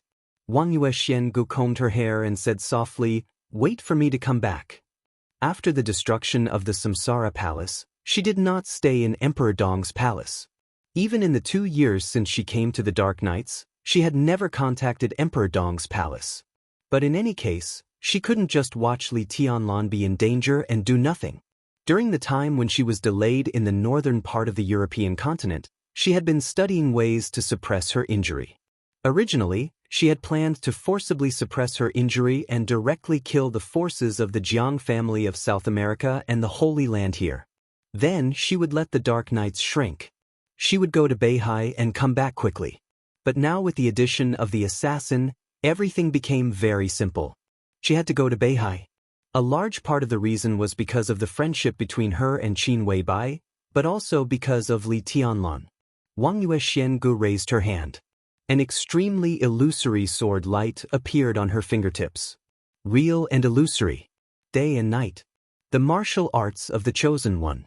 In fact, she was also qualified to be called saint. In terms of strength, she was even more qualified than saint. Because like the current saint, she could become a superior of the invincible realm because she also learned Dongqing Huangtu's kendo. She needed Li Tianlan's guidance when she was only a step away from the peak of the invincible realm. Chapter 966. Yunguang was the nearest county to the capital of Beijiang and also one of the largest encampments of the Beijiang army. Considering the environment of Beijiang, Yunguang was developing well. Besides paying attention to the stability of the situation in Beijiang, Jiang Shan also paid close attention to the economic development. Yunguang was a county that he paid close attention to. In the meeting held in Yuzhou 2 years ago, Jiang Shan personally negotiated an investment with the Hong family, which was also from the northwest. The scale of tens of billions was neither too big nor too small. However, for Yunguang, the effect of this investment was immediate. In the past 2 years, Yunguang had been developing very fast. If there was no accident, Yunguang would be officially connected with the capital city of Beijiang in 2 years. By then, Yunguang County would naturally become Yunguang District. A black car with an ordinary license plate was slowly driving at the junction of Yunguang and the capital city. Li Huaqing looked at the scene outside the window calmly. The temperature in Beijiang was not high, and it was extremely cold in winter. It was quiet outside the window. Only pieces of simple houses flashed in Li Huaqing's sight occasionally. President, we are still making statistics. After this event, about 60,000 people will choose to settle down in Beijiang. Of course, this is not the final number. Beijiang will solve the problem of household registration for them. By then, I hope the police department can give some support to Beijiang.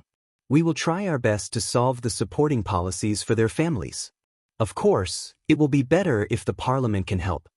The chief lawyer of the parliament, Thomas, was driving. Jiang Shan and Li Huaqing were sitting in the back row. Following Li Huaqing's sight, Jiang Shan's steady voice sounded, "Our preliminary plan is to build a town between Yunguang and the capital city.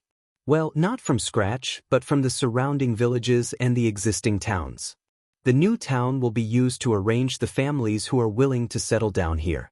If the town is developed smoothly, it can be connected with the capital city.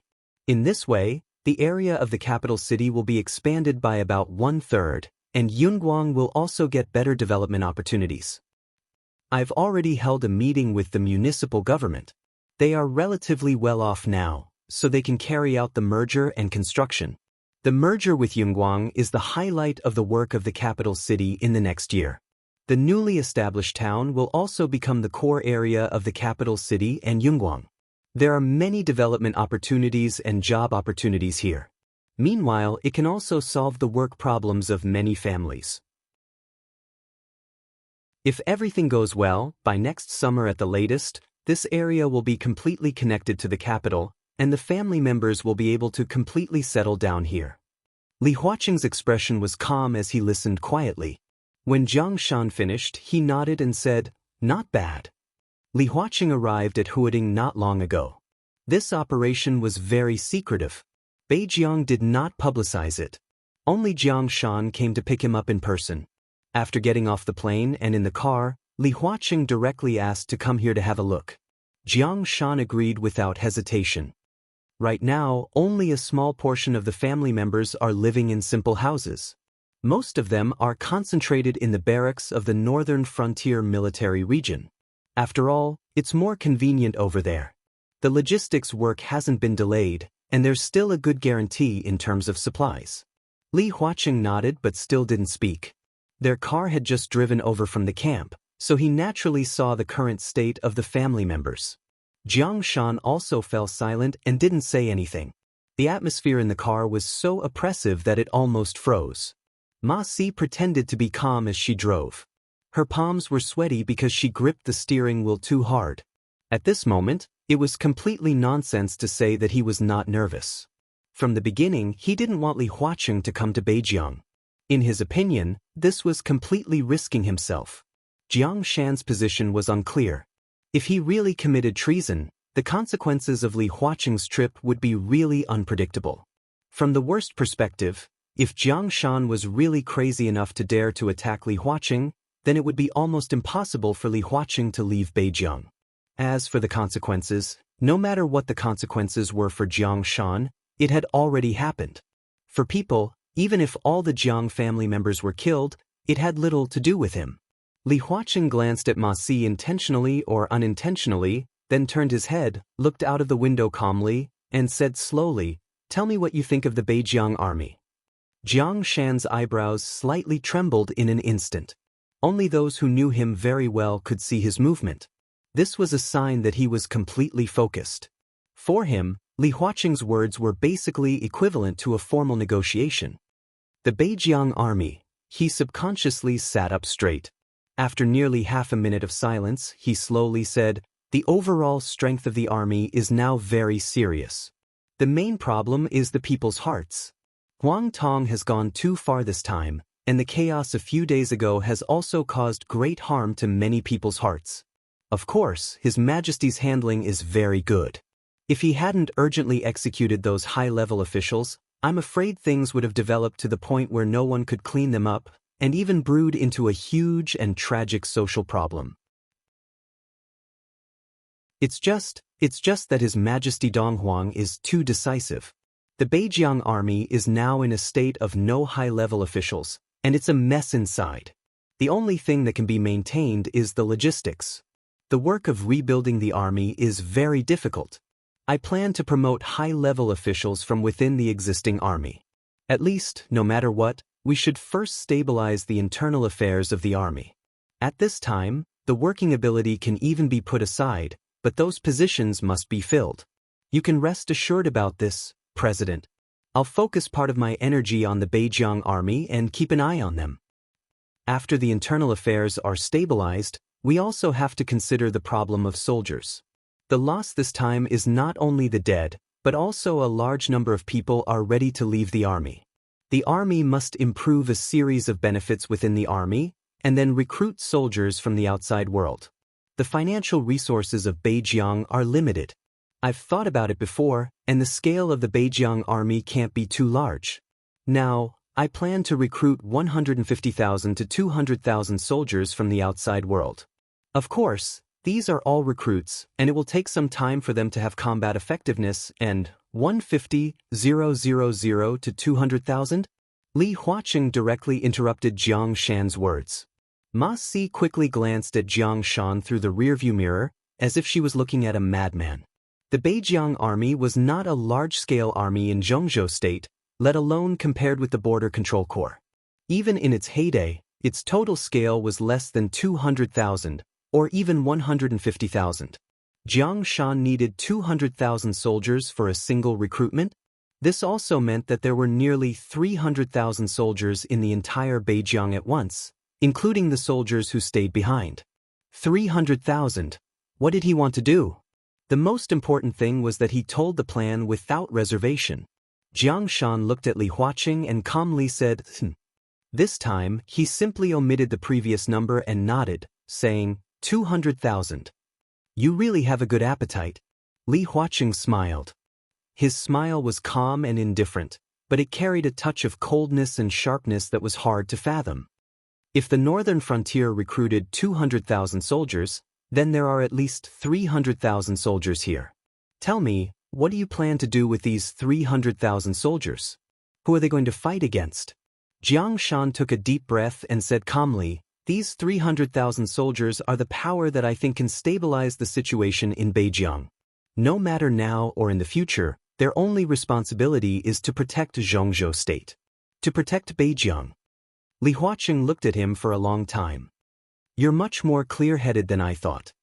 He smiled faintly. I thought you would only say to protect Beijiang, or put Beijiang before Zhongzhou State. If that's the case, then there's no need for us to talk, right? Jiang Shan also showed a smile. After all, Li Huaqing was the commander. Beijiang was the Beijiang of Zhongzhou State. If he had just answered that he would protect Beijiang instead of Zhongzhou State, or that he would protect Beijiang first and then Zhongzhou State, Li Huaqing might not have said anything. But after he went back, the entire Beijiang would be in a desperate situation. Jiang Shan did not want to commit treason, and he had never thought about it. So he would figure out the seemingly meaningless but actually the most important primary and secondary. Li Huaqing's smile remained unchanged, and he did not comment. I have a question. Jiang Shan suddenly said. Go ahead. Li Huaqing's voice was calm. How many people know that the president is coming to Beijiang? Jiang Shan's voice was a little playful. Not many. Li Huaqing said with a smile. Minister Dongqing, Deputy Minister Yi, and Minister Zhou, only these people know. Dongqing Wudi, Yi Dongxing, and Zhou Yunhai. The three of them represented three different groups. The Prince Group did not know, nor did the Special Warfare Group. The President is very thoughtful. Jiang Shan said softly. He knew very well how important the three people in the know were. Once something happened to Li Huaqing in Beijiang, Dongqing Wudi could make the decision. Countless artillery fire would destroy everything of the Jiang family in an instant. In the face of the overall strength of a country, especially the overall strength of a super overlord like Zhongzhou State, nothing could survive the artillery fire. This was the most powerful warning. At present, I'm not disappointed in Beijiang, nor in you. Jiang Shan, I'm here today to give you a chance, and also the last chance for Beijiang. I'm waiting for your answer as to where you and Beijiang should go. The vehicle approached the downtown area. Ma Si changed the direction under the navigation and drove to the villa of the Jiang family in the suburbs. Tell me, who's behind you? Li Huaqing's voice was steady and dignified. I still say the same thing. Jiang Shan said slowly, the Jiang family has never turned to any force, let alone to the so-called foreign force. We only have ourselves. His voice was serious and serious. President, you'll see the answer. A satisfactory answer. I can guarantee that your trip to Beijiang today is absolutely worthwhile. Li Huaqing laughed. The black car slowly drove into the villa area and stopped in front of a villa in the central area. A figure shrouded in starlight and clouds was already standing there quietly. Li Huaqing couldn't see his face, but he could clearly feel the bright smile on the other side. Jiang Shan got out of the car first and opened the door for Li Huaqing instead of Ma Si. The figure at the door of the villa walked over steadily. Li Huaqing got out of the car and looked at the warm starlight and clouds in front of him, frowning slightly. If it's the confidence and strength of the Jiang family, Jiang Shan looked at the figure standing in front of Li Huaqing, who seemed to be composed of countless halos, and laughed. He is the confidence and strength of the Jiang family. The starlight was dim. The clouds surged.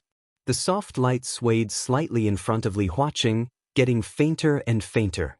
Li Huaqing's eyes became more and more astonished, and his eyes became bigger and bigger. A familiar, extremely young face appeared in front of him and Ma Si.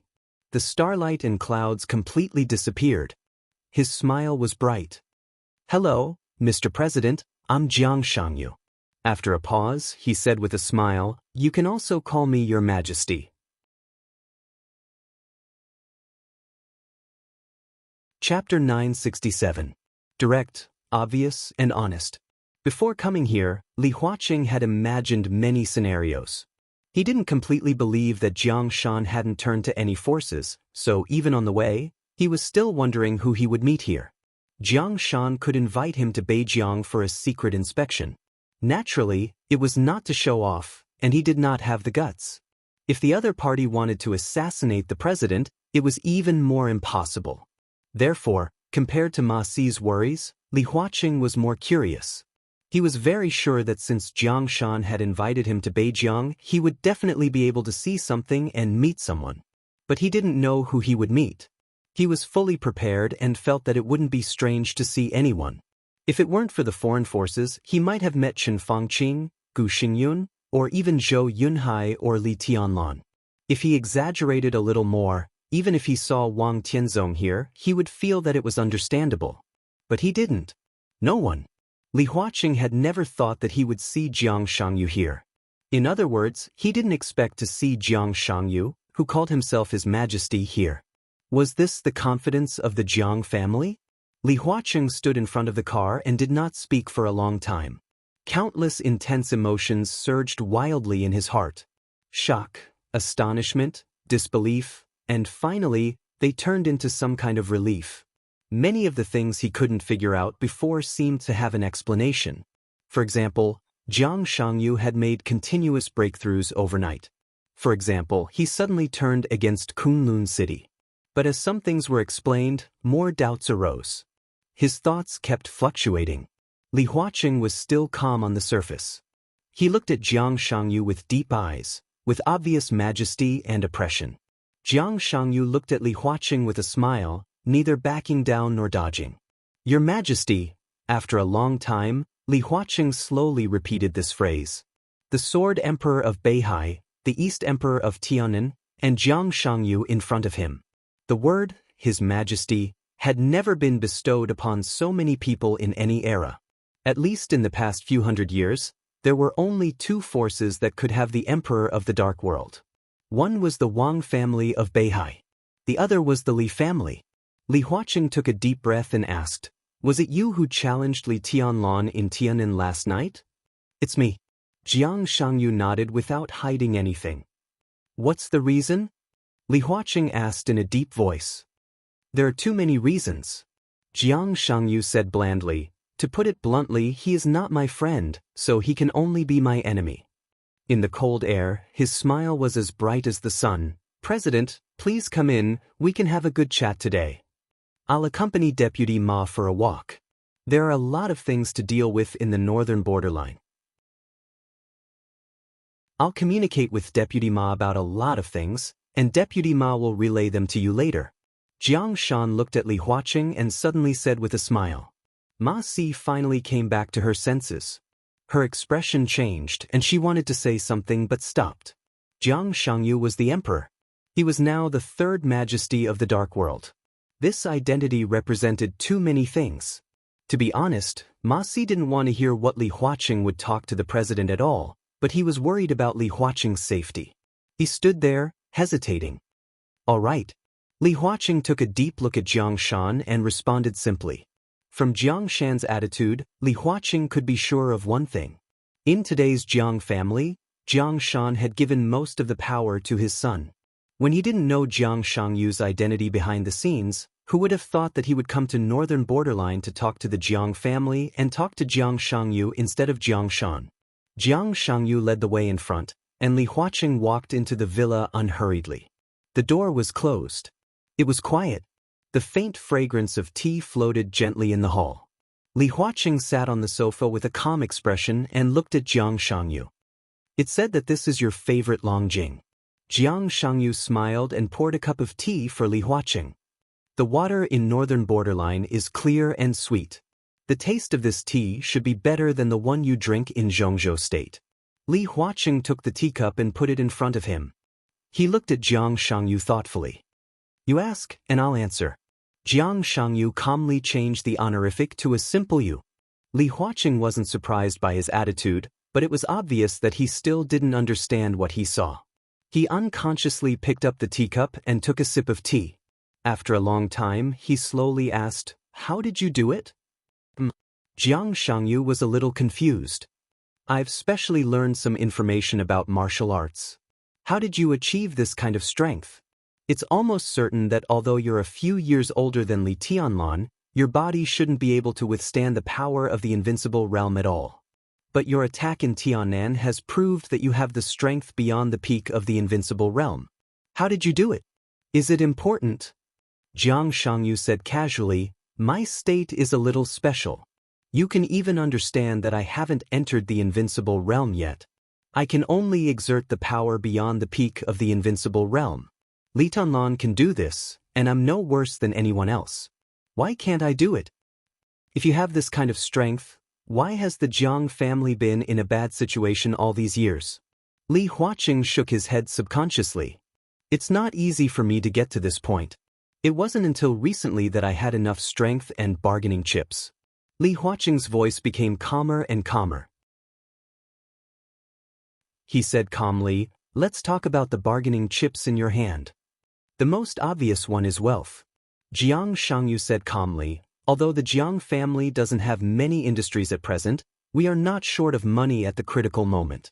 It can be seen from the pension this time.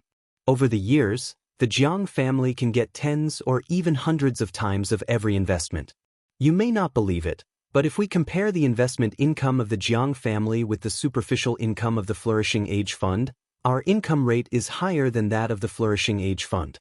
It's just that we don't have much capital, so we can't reach the scale of the Flourishing Age Fund. The superficial income of the Flourishing Age Fund? Li Huaqing subconsciously narrowed his eyes. Don't doubt my words. After all, only the enemy will rack his brains to understand the enemy. According to my understanding, what the Flourishing Age Fund shows now is definitely not their complete scale. Although the Samsara Palace was destroyed, the main body of the Samsara Palace didn't suffer much damage.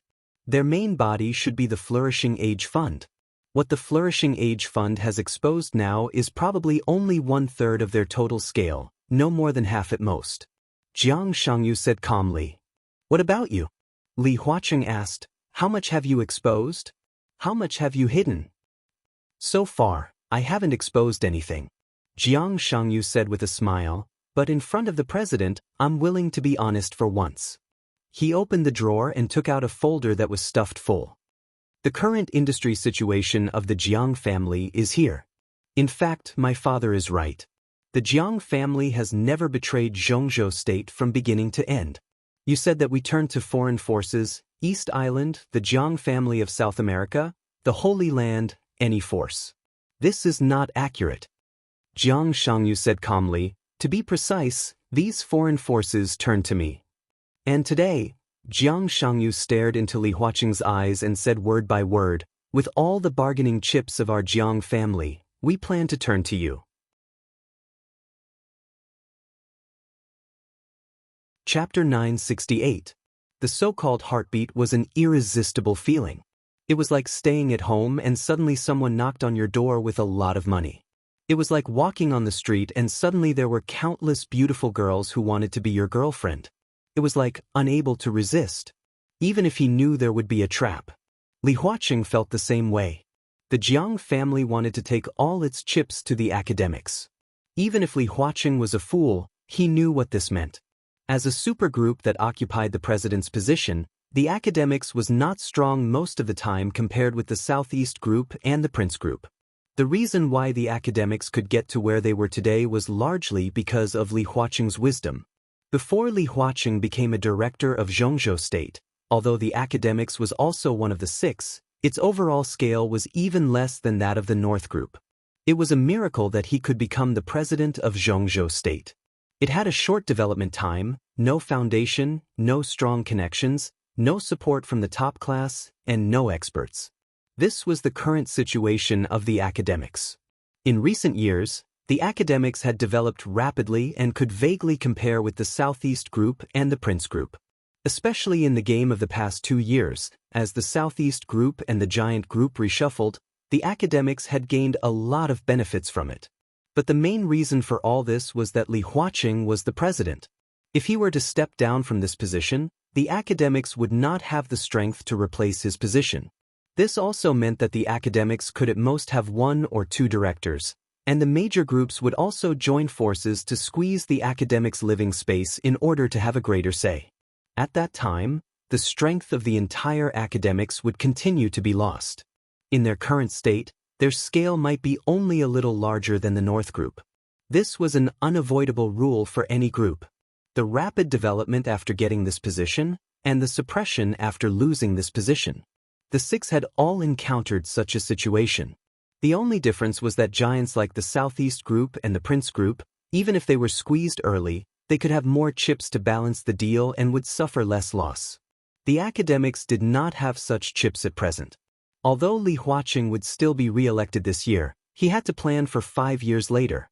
If Jiang Shangyu really took refuge with the academics, Li Huaqing's eyes became extremely deep in an instant. Jiang Shangyu pushed the folder in front of him toward Li Huaqing. Li Huaqing watched this scene quietly. For a moment, he felt that the folder was shining with a light that he couldn't look at directly. This is an obvious benefit. If Jiang Shangyu turned to the academics, what benefits would the academics get? The term rely on was very interesting. Not cooperation, not allies. Seek refuge. The Jiang family of South America, Knights Templars, and Jifeng sword reigning school turned to Jiang Shangyu. Jiang Shangyu turned to the academics.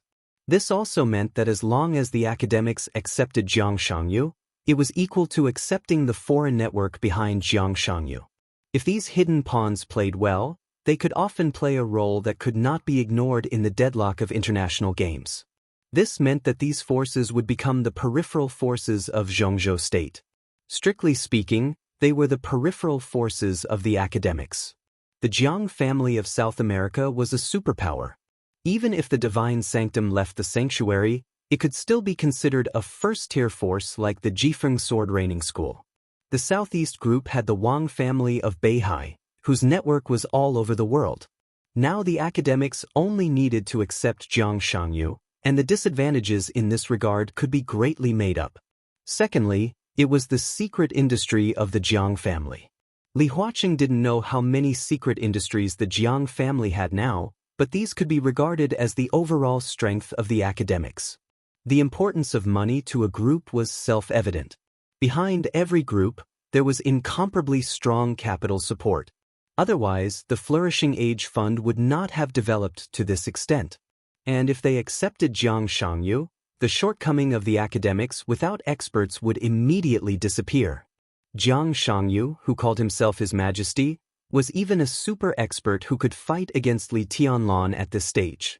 The lack of their own experts had always been a pain in the heart of the academics. There was no need to say more about the Southeast group. With the Wang family of Beihai, their experts had always stood at the peak of the Dark World. The Prince group also had the support of the Special Warfare group. Even though the relationship between Gu Xingyun and them had gradually drifted apart over the years, the two sides always had the same general position. And before the appearance of Li Tianlan, Mount Shu could also be regarded as the power of the Prince group. Even the giant group had Jade Pool behind it, which had produced several experts of the invincible realm. Only the academics could not produce decent experts. Without experts, it meant that it was difficult for the academics to intervene in the affairs of the special warfare system of Zhongzhou state. It also meant that they had given up the interests of the Dark World. The Wang family of Beihai was stabilizing its internal affairs. Emperor Dong's palace was rooted in Tianan. Gu Xingyun was now caught in the storm of treason, and his prestige was ruined. He had no time to take care of himself. At this time, if the academics could get a super expert who could rival Li Tianlan, Li Huaqing, who occupied the position of president, could make Jiang Shangyu the new god of war of Zhongzhou state after Gu Xingyun. And with the existence of Jiang Shangyu, the Wang family of Beihai and Emperor Dong's palace could be more balanced. This choice was undoubtedly much better than choosing Lin Yuxian. After all, even if Lin Yuxian's position was not mentioned, at least Zhongzhou state still needed to wait for Lin Yuxian's growth. Similarly, as the Jiang family turned to the academics, Beijiang would also become the academics' possession. As a senior member, Jiang Shan could also bring great help to the academics. All of them were benefits. The benefits that were enough to drive people crazy were completely placed in front of Li Huaqing with Jiang Shangyu's words. "Turn to me." Li Huaqing was silent for nearly 5 minutes before he said in a low voice, "I have never heard of His Majesty who turned to others." "That's because they don't need it." Jiang Shangyu said blandly, "The Wang family of Beihai has His Majesty. They are powerful and have everything they want. They don't need to turn to others at all. In terms of their foundation, they can cooperate with anyone at most. What they protect is their own country. Emperor Dong's palace also has His Majesty, but what is the prerequisite for Li Tianlan to become His Majesty? It is Li Honghe and the Dongqing clan who created Tianan. It is his personal strength, the unreserved support of Samsara Palace, and the rich Flourishing Age Fund. The Jiang family doesn't have these things. The so-called His Majesty can only be an empty shell. Except for my own combat capability, I have nothing that can compare with Emperor Dong's palace, let alone the Wang family of Beihai. If I want to survive, I can only turn to the academics." Li Huaqing leaned on the sofa, looked at Jiang Shangyu's expressionless face, and said slowly, "What do you want?" "I don't want anything." Jiang Shangyu laughed. "The Jiang family doesn't want to be a dog at others' feet, nor do we want to be cannon fodder." Li Huaqing gently tapped the armrest of the sofa and understood what Jiang Shangyu meant. They didn't want to be a dog or cannon fodder. He looked at this sentence from another angle. That was, Jiang Shangyu wanted to be on the same side as the academics. "Tell me about your plan." Li Huaqing was non-committal. After the final battle in Beihai, Li Tianlan is very likely to die. My force will officially appear in Beijiang, and the Jiang family will officially appear in front of everyone. In Beijiang, in order to dispel other people's doubts, I hope the academics can nominate the new commander of the Beijiang Legion. In addition, I hope my father can still stay in Beijiang. The nomination of the commander of the Beijiang Legion by Li Huaqing was tantamount to announcing the close relationship between the Jiang family and the academics to the outside world. Letting Jiang Shan stay in Beijiang would undoubtedly further stabilize the situation. Li Huaqing took a deep look at Jiang Shangyu. The meaning of this sentence was equally clear. Beijiang could belong to Zhongzhou State or the academics, but it must belong to the Jiang family. He nodded. Jiang Shangyu also nodded and didn't speak. This seemed to be his only request. It was almost no request. Li Huaqing took a deep breath, stood up, and took the initiative to reach out his hand. Then, the academics welcome you, Your Majesty Jiang Shangyu. He agreed to join the Jiang family. From the beginning to the end, he did not mention the final battle in Beihai, nor did he mention the appointment with Li Tianlan 3 days later. Thank you. Jiang Shangyu smiled and reached out his hand. President, do you like the great mountains and rivers in Beijiang? At 5 o'clock in the afternoon, Li Huaqing finally walked out of the villa. Jiang Shangyu personally sent him out of the villa. The two said goodbye in front of the door and shook hands vigorously. Ma Si, who had received the news 10 minutes in advance, drove the car over and opened the door for Li Huaqing. Li Huaqing got into the car, rolled down the window, and waved to Jiang Shan and Jiang Shangyu, who were standing quietly outside the window. Then, the car started and slowly headed for the airport. Except for him and Jiang Shangyu, no one knew what they had talked about in nearly 4 hours and what kind of deal they had reached. Ma Si wanted to say something but stopped several times. In the end, he didn't say anything. He actually wanted to know the content of the conversation between the president and Jiang Shangyu, but he was very clear that it was not necessarily a good thing for him to know these things. How was your chat with Jiang Shan? Li Huaqing seemed to be in a good mood. He glanced at Ma Si and asked with a smile. We had a good chat. We had a good chat. Ma Si laughed. Huh? Li Huaqing shook his head with a smile. What did you talk about? Ma Si drove the car, thought about it seriously, and said dumbly, in fact, we didn't talk about anything. This inconsistent answer was actually not contradictory at all. One was the chief secretary of Zhongzhou State, and the other was a senior member of Zhongzhou State. Both of them could be said to be wily old foxes. When they sat together, there would naturally be no awkward silence, but they were absolutely adept at playing the official tone. They had a good chat, but even if they had a good chat for a day, they could have a good chat without saying anything substantive. Li Huaqing shook his head with a smile and did not speak.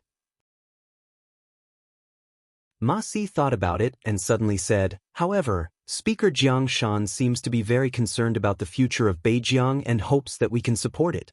In addition, he also mentioned some policies of Zhongzhou State in recent years and expressed a lot of opinions. Li Huaqing paused and subconsciously narrowed his eyes. A sharp light flashed in his eyes, then he nodded and said calmly, we should still support the northern borderline. The northern borderline army is a little sensitive now. After we go back, we need to choose a real capable general from within to be the northern borderline army's commander. Internally? Ma Si turned her head and looked at Li Huaqing in astonishment. There were two meanings in this. One was the internal of Zhongzhou State, and the other was the internal of the academics. If it was the former, Li Huaqing didn't need to tell him. This also meant that, would the academics take this extremely sensitive position? Li Huaqing nodded with a smile. You have been with me for many years. After the election, come down and have a look. Just come here and preside over the provincial government of Beijiang. Jiang Shan will support you. Ma Si's arm shook, and he couldn't come to his senses for a while. He had been with Li Huaqing for more than 10 years. At the level of governor, if he was demoted, he would at least be a border governor. People like him would generally have 1 or 2 better places to go. The best was naturally to be demoted to a remote and backward province and directly serve as a speaker. But such cases were rare. The second was to be demoted to various departments directly under Zhongzhou State as a minister or the first deputy minister. Now, Li Huaqing meant to let him be the governor of Beijiang? Although Beijiang was a little backward compared with Wuxia and Xianxia, it was the largest province in Zhongzhou state. The speaker had always been a member of parliament. There was no doubt that the governor of Beijiang was valuable.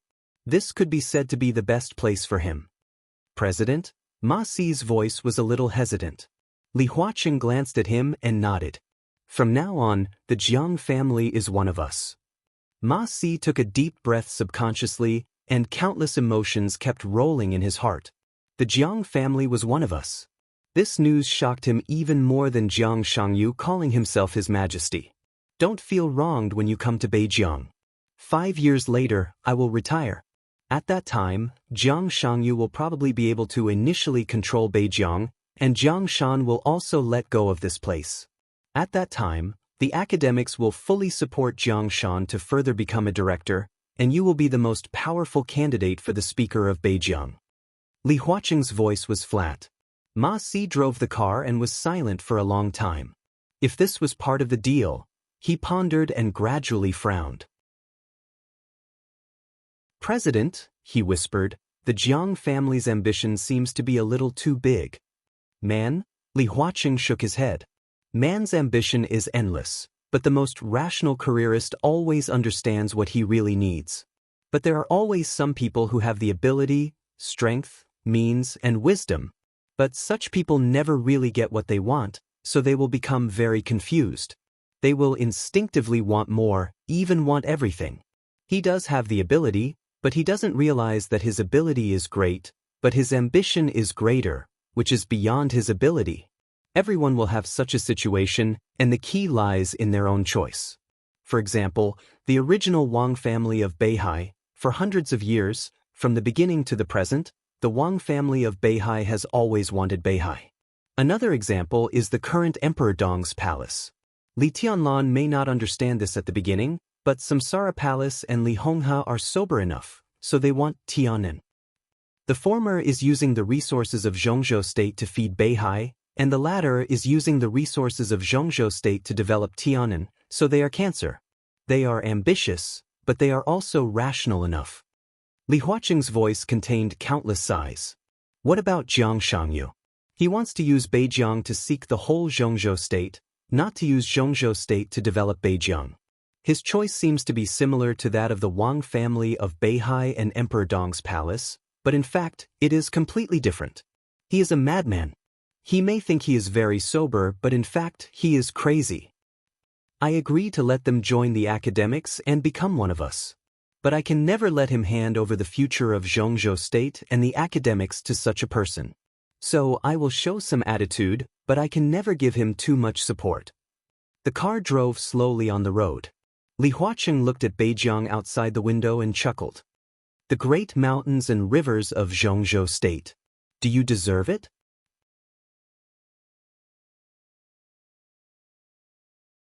Chapter 969. The river was surging, and the wind and snow were howling. In the gloomy night, the lights of the city gradually lit up. The traffic was moving on the street. Looking down from a high place, the few pedestrians were like small black spots on the road. The wind and snow were swirling through the window. He stood in the luxury suite on the top floor of the hotel, and his eyes fell on the island in the center of the river. The exquisite island was still lit, but it was no longer brightly lit as it used to be. The lights flickered slightly in the darkness and the wind and snow, and some sparsely shone on the lake in the river. He looked at it silently and did not move for a long time. Such a Beihai. In the voice with a faint smile, Jianggua, the current patriarch of the Jiang family of South America, came over with 2 glasses of red wine. He handed one of them to him and sighed softly. Such a Beihai really deserves the title of the strongest force in the dark world. In terms of history, the history of the Jiang family of South America is longer than that of Beihai. To be honest, I used to be unconvinced of you. I always thought you were a group of nouveau riche praised by Zhongzhou state. You had the strongest sword emperor, the strongest murderous weapon, the freest system. All this was just good luck.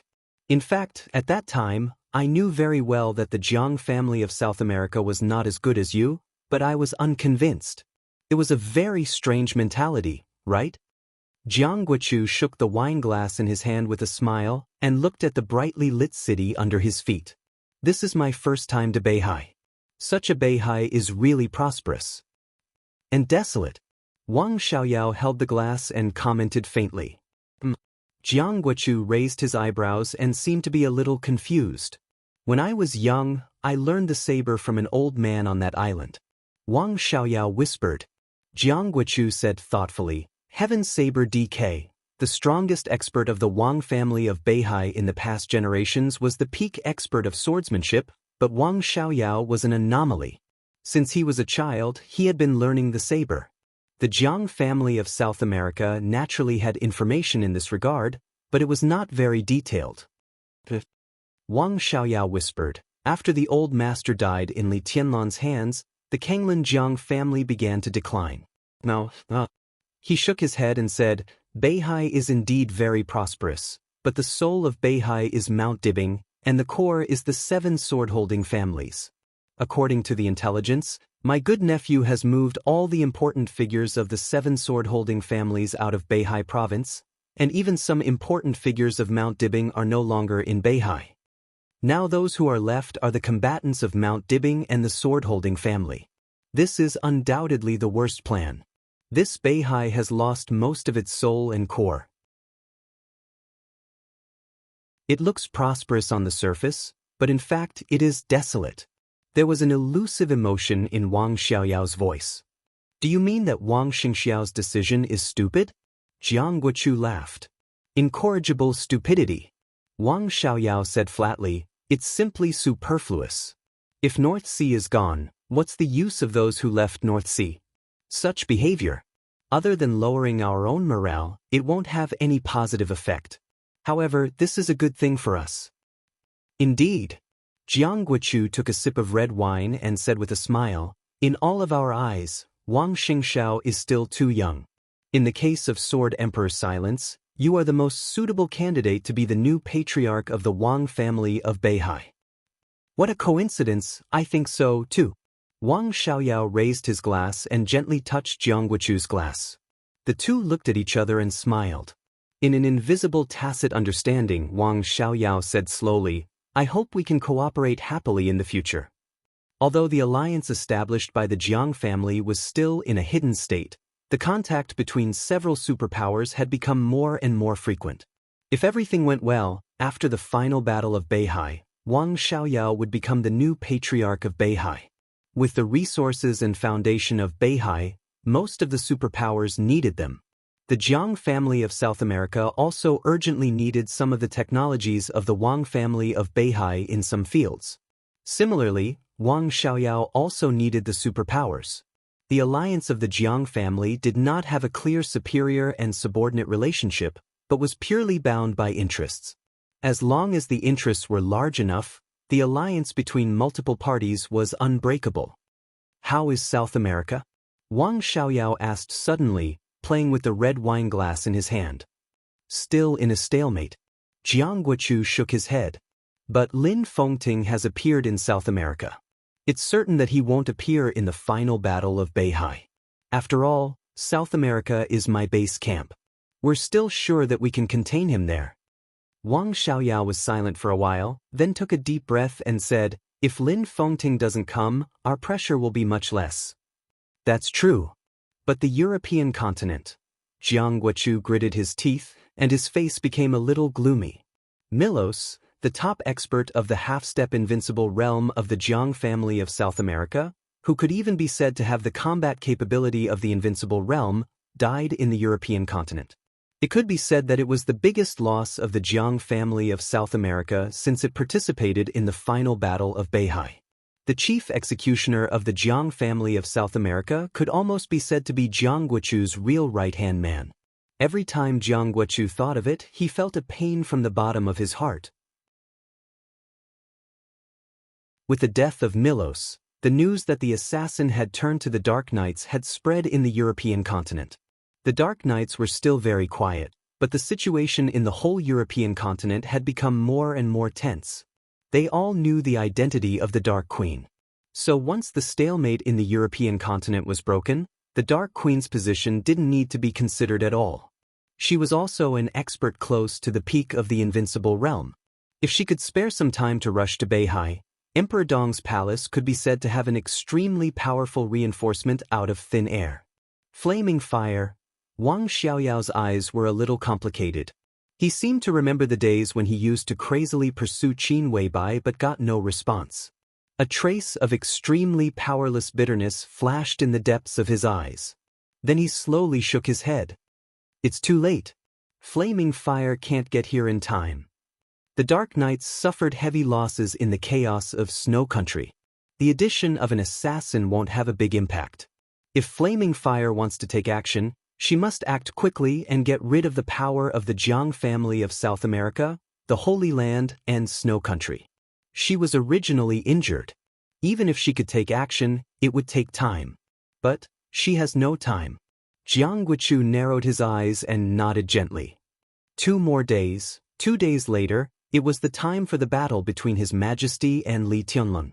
This battle was bound to attract the attention of the whole dark world. And 2 days later, it would also be the time when they officially provoked the final battle of Beihai.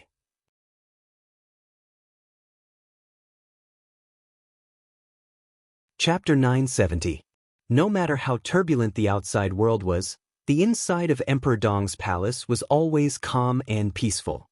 Today's Emperor Dong's palace seemed to have an extremely stable and majestic aura, just like the Wang family of Beihai before. That kind of confidence quietly affected everyone in Emperor Dong's palace. The mysterious expert's challenge to Li Tianlun continued to ferment in the dark world. In just 1 day, it had attracted the close attention of countless forces in the dark world. Both the superpowers and the medium and large forces in the dark world were silently analyzing the possible results of this battle and nervously preparing for the upcoming drastic changes in the dark world. But inside Emperor Dong's palace, it was calm as if nothing had happened. The specific form of this calmness was that most of the higher-ups in Emperor Dong's palace were busy with their own affairs. Except for the initial shock and astonishment, Emperor Dong's palace quickly calmed down, as if everyone had absolute confidence in Li Tianlun. So far, no one had expressed any opinion about this battle. Not to mention worry, they didn't even mock the mysterious expert. This time, it had attracted the attention of the dark world, but inside the Emperor Dong's palace, it seemed to be completely ignored. As one of the most important and core higher-ups in Emperor Dong's palace, Military Counselor couldn't understand the current mentality of Emperor Dong's palace. His position was completely different from Saint's. When Samsara Palace existed, Saint was the main combat force of Samsara Palace, but the master of Samsara Palace regarded him as one of the most important supporting forces for Li Tianlun in the future. Therefore, Saint was not responsible for anything in Samsara Palace, only the necessary battles. Military Counselor was a comprehensive talent who controlled most of the affairs of Samsara Palace. He controlled the wealth, resources, and intelligence of different channels of Samsara Palace. He was the general manager who managed most of the affairs of Samsara Palace. As for the future of Emperor Dong's palace, the master of Samsara Palace didn't arrange any specific position for him, which was equivalent to leaving him a way out. Military Counselor had always been different from Saint. Saint was a top-notch combat talent. Because of his relationship with Samsara Palace, Li Tianlun could trust him completely and even give him the position of Deputy Palace Master. But a management talent like Military Counselor was different, especially a management talent like Military Counselor who was similar to an overview of the overall situation. His position was too sensitive. The master of Samsara Palace could trust Military Counselor completely, but it didn't mean that Li Tianlun could trust him completely. Even if he could trust him, there was still the problem of whether he could be used conveniently. Therefore, in the original plan, when Samsara Palace was destroyed and Emperor Dong's palace rose, Military Counselor could withdraw from the core position of Emperor Dong's palace with a small part of the shares of the Flourishing Age Fund, and then slowly fade the traces of his existence. Of course, if Li Tianlun trusted him enough and he was willing to stay, he could continue to lead the Flourishing Age Fund. It all depended on Li Tianlun's attitude and Military Counselor's own choice. Military counselor had never known Dongqing Huang. He knew of this person's existence, but he had no interest in understanding, learning, or using him for reference. His martial arts talent and age were not enough for him to enter the invincible realm. Half-step invincible realm was his limit.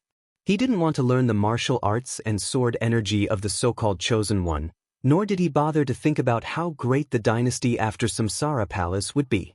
All his thoughts were on the development of Samsara Palace, and all his loyalty was to the master of Samsara Palace. He didn't know Dongqing Huang too, which meant that he didn't know Li Tianlan. The scenery after the invincible realm was extremely strange to him. The strength after the peak of the invincible realm had become very vague to him.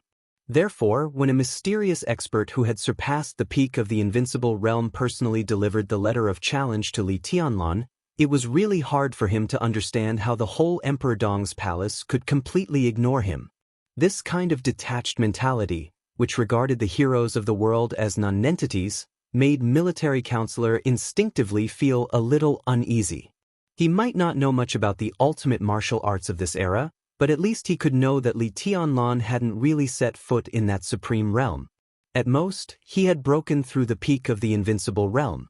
Facing the challenge of a super expert in the same realm, the whole Emperor Dong's palace seemed to have underestimated the enemy. Was he arrogant? Was he arrogant? Military counselor hesitated for a day and finally found Saint on the evening of the second day after the letter of challenge was issued. He still didn't want to communicate with Li Tianlan directly about many things. He would avoid it if he could. It was the same to find Saint and ask him to help him convey his attitude. After returning to Emperor Dong's palace, Saint had been staying in his room. When military counselor opened the door, invisible sword energy was spreading in the room. The space kept shaking and twisting in front of military counselor, and finally formed a delicate balance. Saint, who was a little pale, was staring at the middle point of the space distortion. He frowned tightly, and his eyes were solemn and serious. Military counselor stood at the door and frowned, but he didn't want to leave. Military counselor glanced at him and gently flicked his fingers. The constantly spreading sword energy in the room slowly shrank. Then, the whole twisted space seemed to be slowly smoothed out by an invisible hand. Saint, who was a little pale, slowly exhaled. He picked up the water glass in front of him and drank some water. Then he asked casually, "What's wrong? You don't look right." Military counselor walked into the room, took out a cigarette and threw it to Saint. "Is your injury worse?" "No." Saint smiled, lit the cigarette, took a deep drag and said slowly, "I'm a little exhausted. I'll be fine after a night's rest." Military counselor nodded, smoking absent-mindedly, and didn't speak for a while. "You came to me just to smoke? Afraid of being discovered by Xinyan?" Saint glanced at him and joked. "Xinyan follows His Majesty all the time. As her father, I have to put her in second place." Military counselor shook his head with a bitter smile. He hesitated and said slowly, "Did His Majesty go to the city hall today?" "He came back after lunch. Mayor Ning is very capable, and there's not much for His Majesty to worry about in the city hall." Military counselor said, "What about now?" "He should be talking to Du Hanin and Su Chu. They will secretly leave Beihai tonight and go to East Island. The new Nightmare Army has begun to gather people. If everything goes well, I'll set off tomorrow afternoon." Saint glanced at him. "Tomorrow afternoon? To East Island?" Military counselor frowned. Saint nodded. "Do you have a different opinion?" "The day after tomorrow, Jiang Shangyu will challenge His Majesty. Are you going to East Island tomorrow?" Military counselor said in a deep voice. "Yeah." Saint smiled. Looking at military counselor's expression, he seemed to understand something. "There's nothing to worry about. But are you worried that His Majesty will lose? He's not really invincible yet. Aren't you worried at all?" Military counselor took a deep breath and asked slowly. "He can do it," Saint said blandly. "His Majesty can't lose.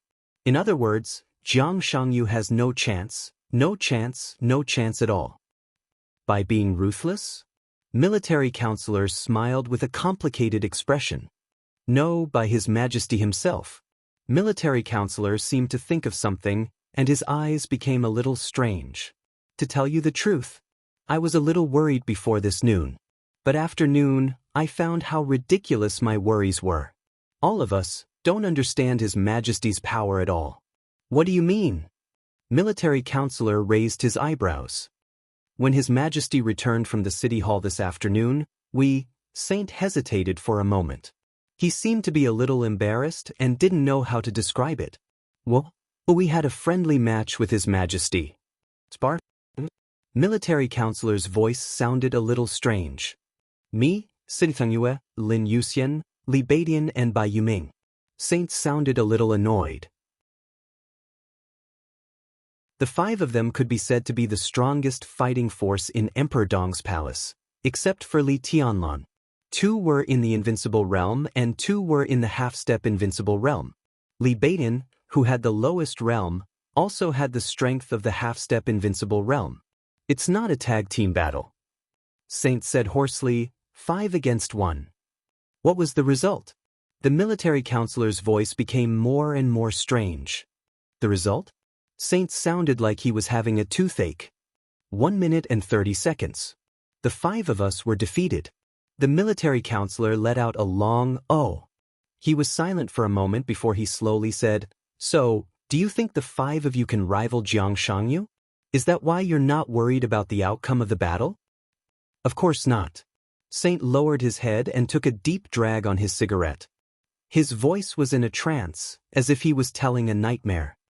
The key is that in the friendly match just now, His Majesty suppressed his strength to the thunder-shocking realm, not even the peak of the thunder-shocking realm. The 5 of us faced His Majesty of the thunder-shocking realm, and we were defeated in 1 minute and 30 seconds.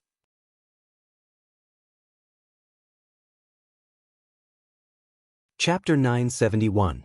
Military counselor didn't speak for 5 or 6 minutes. Saint sat opposite him and finished smoking the cigarette in his hand. He put out the cigarette butt and looked at military counselor silently, without speaking. Thunder-shocking realm. 1 minute and 30 seconds. Complete defeat. These words were very common when they appeared alone, but together, they brought an indescribable horror. Military counselor couldn't believe it. He even thought he had heard it wrong. Thunder-shocking realm? Military counselor asked again, as if to confirm. Thunder-shocking realm. Saint nodded seriously. To be exact, this should be the state when His Majesty broke through to the thunder-shocking realm for the first time. His aura was unstable, and there was still the aura of the fire-flaming realm. But even so, we still lost. Military counselor's pupils dilated slightly. He opened his eyes and subconsciously raised his tone. How is this possible? You have 2 invincible realm experts. Not to mention others, you and Situ Tsongyue are 2 invincible realm experts. If His Majesty suppresses his strength to the thunder-shocking realm, he can't even break your defense. How did you lose? The corner of Saint's mouth twitched fiercely. Although the voice in his heart told him again and again that it was not shameful to lose to Li Tianlan, he still felt a little shameful when he thought of the scene a few hours ago. Saint didn't think he had to be invincible in the world. It was not that he couldn't lose, nor that he couldn't afford to lose. But losing in that way really made him feel a little ashamed. The problem is defense. So you mean that your and Situ Tsongyue's defense didn't resist His Majesty's attack? Military counselor seemed to have heard a joke and laughed. When did the defense level of the invincible realm become so bad? No matter how strong His Majesty is, he only has the power of the thunder-shocking realm. Strictly speaking, His Majesty, who just entered the thunder-shocking realm, has almost reached the level of the half-step invincible realm. Saint glanced at him discontentedly. But Situ Tsongyue and I joined hands, and Lin Yuxian and others assisted us. His Majesty did not break our defense, but it was precisely because he did not break our defense that we lost. Otherwise, even if we lost, it shouldn't be so ugly. What do you mean? Military counselor frowned and felt a little confused. Saint picked up the teacup and took a sip of tea. His eyes were a little dazed and he muttered to himself, "Too fast." The corner of the military advisor's mouth twitched. he said helplessly. Can't you be more specific? There's no way to go into details. I don't know what to say either. Saint tried hard to think about the incredible fight not long ago. He spoke very slowly. Anyway, the moment His Majesty attacked, we subconsciously made a defensive move. After that, we no longer had the chance to attack. We kept defending, and after more than a minute, all of us used up our stamina and even reached a state of exhaustion. That was the end of the sparring session. Obviously, he didn't want to continue this topic and shook his head fiercely. We are not sure what the real perfect state of the Chosen One is. It was mentioned in the notes that the palace master gave me, but it was not clear. The time from Wang Tianzong's breakthrough to his termination was too short, so it was difficult to have a clear conclusion. Now, apart from Wang Tianzong in terms of combat capability, His Majesty is undoubtedly the person closest to that level, and his physical state is too perfect. Whether it's strength or speed relative to his physical strength, he has almost no flaws in all aspects, so there's no need to worry about Jiang Shangyu's challenge at all. I even think that if His Majesty goes all out, Jiang Shangyu won't even have a chance to resist. That's too exaggerated. Military advisor shook his head. I guess only Emperor Dong's palace is so optimistic in the whole dark world. After the news of Jiang Shangyu's challenge to His Majesty spread, in such a short time, more than 40 second-class forces in the dark world have accepted the employment of the Jiang family of South America, Knights Templars, and East Island respectively, planning to directly participate in the final battle in Beihai. And this news was released a few hours ago. You should know what it means. The news of the final battle in Beihai didn't just appear in recent days. It had been brewing in the dark world for a long time. It was only with the increasingly obvious actions of several superpowers that Beihai received more and more attention.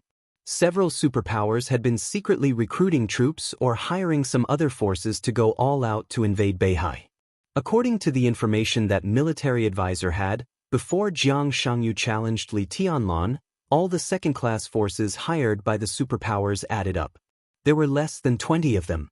But since the challenge, more than 40 second-class forces were willing to join the final battle in Beihai. Jiang Shangyu's appearance undoubtedly greatly stimulated the confidence of many forces in the dark world. This kind of employment at the level of the final battle often represented great benefits, and Jiang Shangyu's appearance also gave them the hope of victory. Many forces expressed their positions, which undoubtedly meant that they put their chips on the joint forces of Jiang Shangyu. In other words, they all agreed that Beihai and Emperor Dong's palace would fail in the final battle. Second-class forces in the dark world. It didn't sound like much. The level of the superpowers didn't have a more authoritative confirmation, but there were some things that everyone in the dark world recognized. For example, the Wang family of Beihai, the Jiang family of South America, the Shadow Throne, the Holy Land, and the Mecha Alliance and the Heroes Club that once existed. They had a long history and deep foundation. They had invincible realm experts, murderous weapons, and an unbreakable base camp as their foundation. Such forces were recognized as superpowers in the dark world. The Purgatory of Heaven capital that first appeared in East Island more than 5 years ago and the current Emperor Dong's palace could barely be regarded as one of the superpowers. The two might not be traditional superpowers, but what they had in common was that the leaders of the two superpowers were extremely strong, and they were not afraid of the real superpowers. The former Samsara Palace, Kunlun City, Jifeng Sword Raining School, Wuji Palace, Sai City, Burning Legion. Such forces were recognized as first-class forces in the dark world. They might not have enough foundation, a short history, a weak leader, and all kinds of shortcomings, but there would at least be one invincible realm expert in a first-class force. Because of this, the Assassin Association, which had only begun to develop in recent years, could also be regarded as a first-class force. Several superpowers and a few first-class forces formed the top class of the dark world. After that were the second-class forces. The super-large mercenary corps, the large private armed forces with complex components, and the killer organizations whose business scope covered the world, could all be regarded as second-class forces and the backbone of the dark world. This kind of force might not have top invincible realm experts, but there were always experts in the fire-flaming realm, the thunder-shocking realm, and even the half-step invincible realm. 40 second-class forces accepted the employment of the coalition led by Jiang Shangyu. If they were willing to do their best, it would be a huge force that no one could ignore. In the whole Dark World, there were not many second-class forces that could be recognized by everyone. 40 was almost the vast majority of them. Saint frowned slightly and kept silent for a long time. Do you still remember 2 years ago? His voice was a little low. Military counselor raised his eyebrows, glanced at him, and said nothing. At that time, the Samsara Palace judged most of the invincible realm experts in the whole Dark World. After the trial day, we ended Wang Tianzong and brought a new era. Saint smiled. What if we win this time? Most of the forces in the Dark World, he said softly, if we win this time, we will judge the whole Dark World. In the new era, there will inevitably be a new dynasty. I'm ready.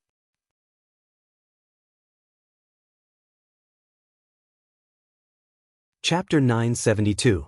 Legislation. Looking at Ning Qianxing sitting opposite him, Li Tianlan's tone was a little stunned. We've discussed it internally. Everyone has always thought that it's time. As if he had been prepared, Ning Qianxing took out a thick stack of documents from his bag and handed them to Li Tianlan. Take a look at these. If you have no objections, I will personally go to Yuzhou to communicate with Guo Wenyan. Li Tianlan silently looked at the documents in Ning Qianxing's hand and then at his own palm. He held a spicy duck head in his palm. Without disposable gloves, his fingers were all stained with oil. He was silent for a while before asking in confusion, "What are you doing here today?" "Drinking." Ning Qianxing answered matter-of-factly. There were 7 or 8 exquisite side dishes in front of them, and a bottle of Maodai had been half empty. The scene in front of them was definitely not a report. When the two brothers were chatting, they talked about the future direction of Tiannan. On a whim, Ning Qianxing directly took out the documents that were strictly speaking not fully prepared from his bag. Now that we've talked about it, you should also take a look. This is one of the most important tasks in Xinyuan City in the next 3 years. Li Tianlan got rid of the duck head in his hand, wiped his hands, took the documents and glanced at them. The dense small words on the documents made him dizzy, as if he had drunk too much. He shook his head and put the documents aside. How many people are there in Xinyuan City now? Is it necessary to make laws at this time? I originally planned to wait until after the election, when everything would be settled and there would be more room for maneuver. But now it seems that we can do it a little earlier. The battle in North Sea is a key. After the battle, we can use your influence to promote the legislation in Xinyuan City. Ning Qianxing took a sip of wine and clicked his tongue. How can it be so easy to make laws? Councillor Guo Wenyan of the National Assembly is one of the leaders of the Prince Group. It's not easy to get through him. This matter must have the support of the Assembly, at least the majority support. Xinyuan City needs our own laws. It seems easy to make laws, but the difficult part is to continuously revise and improve the laws after they appear. With repeated improvements, the legal system in Tiannan can slowly mature. This requires a process. Now it seems that there was indeed no need for Xinyuan City to pass laws in a hurry, but they had to prepare for a rainy day. By the time Xinyuan City and even the entire Tiannan City needs laws, our laws will be relatively mature. Otherwise, if we rush to legislate at that time, Tiannan will be in chaos for a period of time, and the development of the entire Emperor Dong's palace will be slowed down. Li Tianlan thought for a moment and looked at the information beside him. Which step are you ready to take now? The City Hall has reached a consensus. In addition, we've greeted some people in Zhongzhou State. We've sent invitations to the top judges, lawyers, scholars, and professors in Zhongzhou State, and the feedback is good. If Emperor Dong's palace can support it, the City Hall will set up a team in a short time. Qiuming will be in charge of the specific work, and I'll be in charge of the external affairs. From the very beginning, the system of Xinyuan City was essentially different from that of Zhongzhou State. There was no Speaker of Parliament here. The one with the highest power was the mayor. Below the mayor were the chief executive officer and the chief judge. The current chief judge of Xinyuan City, Lan Qiuming, was the person he personally asked for from the Zhongzhou State Police Department a year ago, and it was Zhou Yuanshan who strongly recommended him. It was Lan Qiuming's proposal that Xinyuan City prepared to legislate a few years earlier. Li Tianlan was silent for a moment. He picked up the information beside him and looked at it. He nodded and said, "It's ready. Let me know if there's anything I need to do." "Actually, there is." Ning Qianxing laughed. "I'll go to Yuzhou to set up a team and communicate with Guo Wenin. But I hope you can bring up the matter of Xinyuan City's legislation in the parliament. This matter must be high profile." "No problem."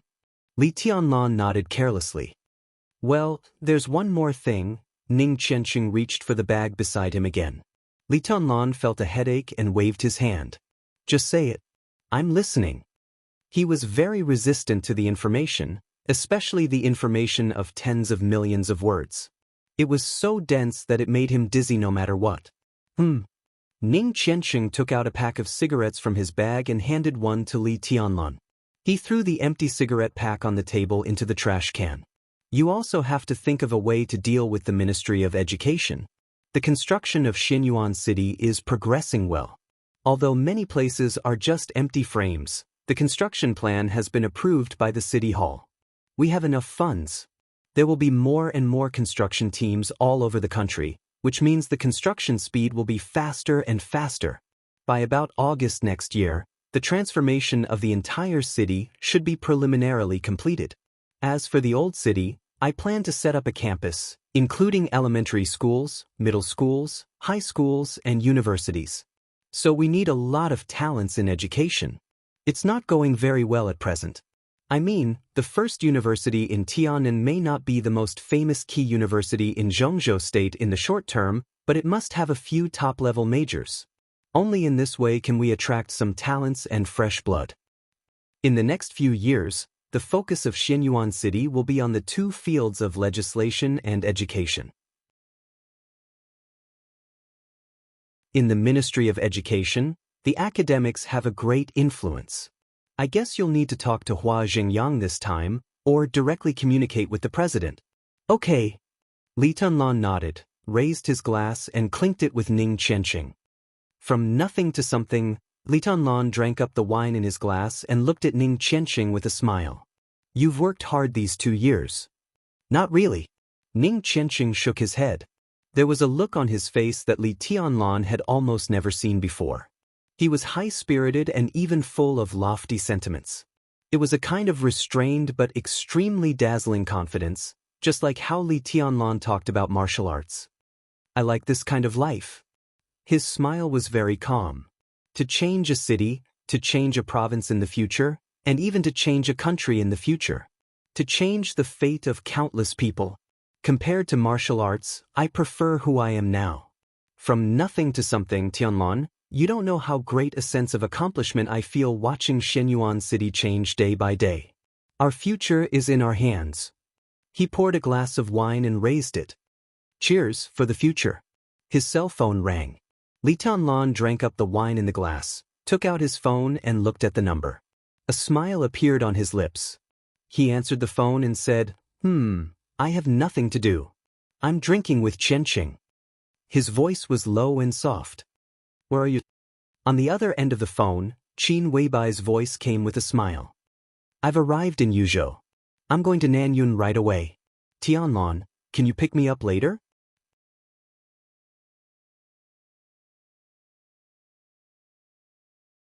Chapter 973.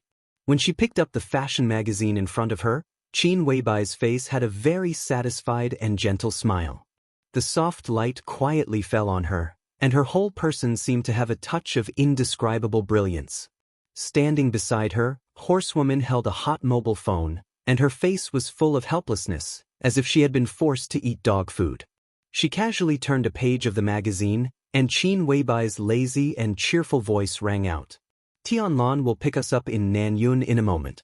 He should arrive half an hour earlier than us." Horsewoman stood there without expression and said a word. Whether Qin Weibai was Qin Weibai or not, at least their habits were completely the same. Horsewoman knew very well that she didn't need to say anything at this time. Qin Weibai held her cheek with one hand, and her rosy lips sucked the juice straw in front of her. When she was in a trance, her eyes were full of smiles. No one knew what she was thinking of.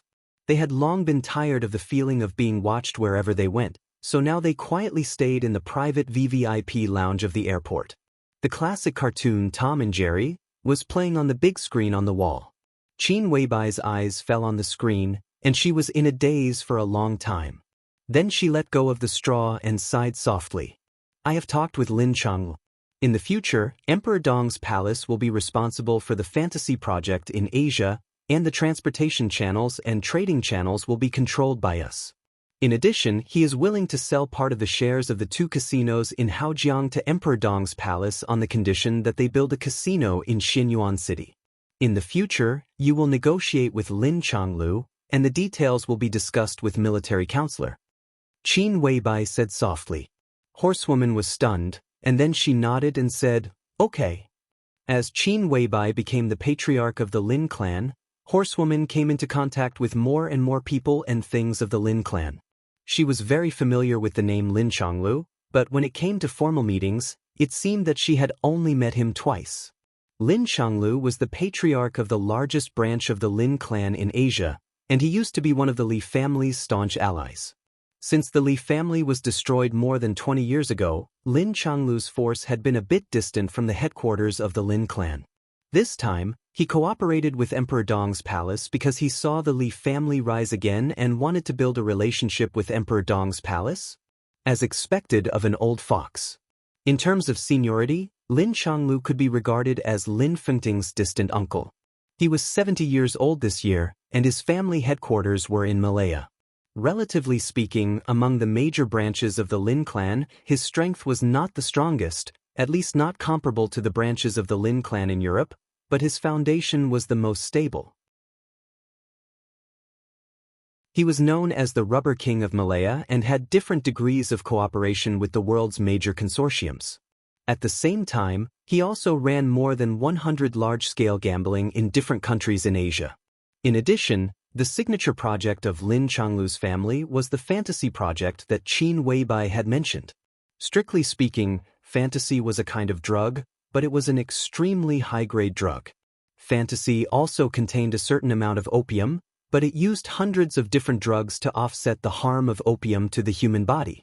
Fantasy could be made into cigarettes or the most primitive powder, which was high in purity and extremely difficult to imitate. It could be said to be the gospel for drug addicts. The cost of fantasy was about twice that of regular drugs, but the price was 10 times that of ordinary drugs. Although Lin Changlu had been strictly keeping the formula of fantasy a secret, he never refused to cooperate, and he was not stingy when distributing profits. Therefore, with fantasy alone, he had very close cooperation and good personal relations with the big drug lords all over the world. The Golden Triangle, the Silver Country, and Colombia could almost be regarded as his sphere of influence. Lin Changlu's family alone could eat more than 30% of the output of the major plantations every year.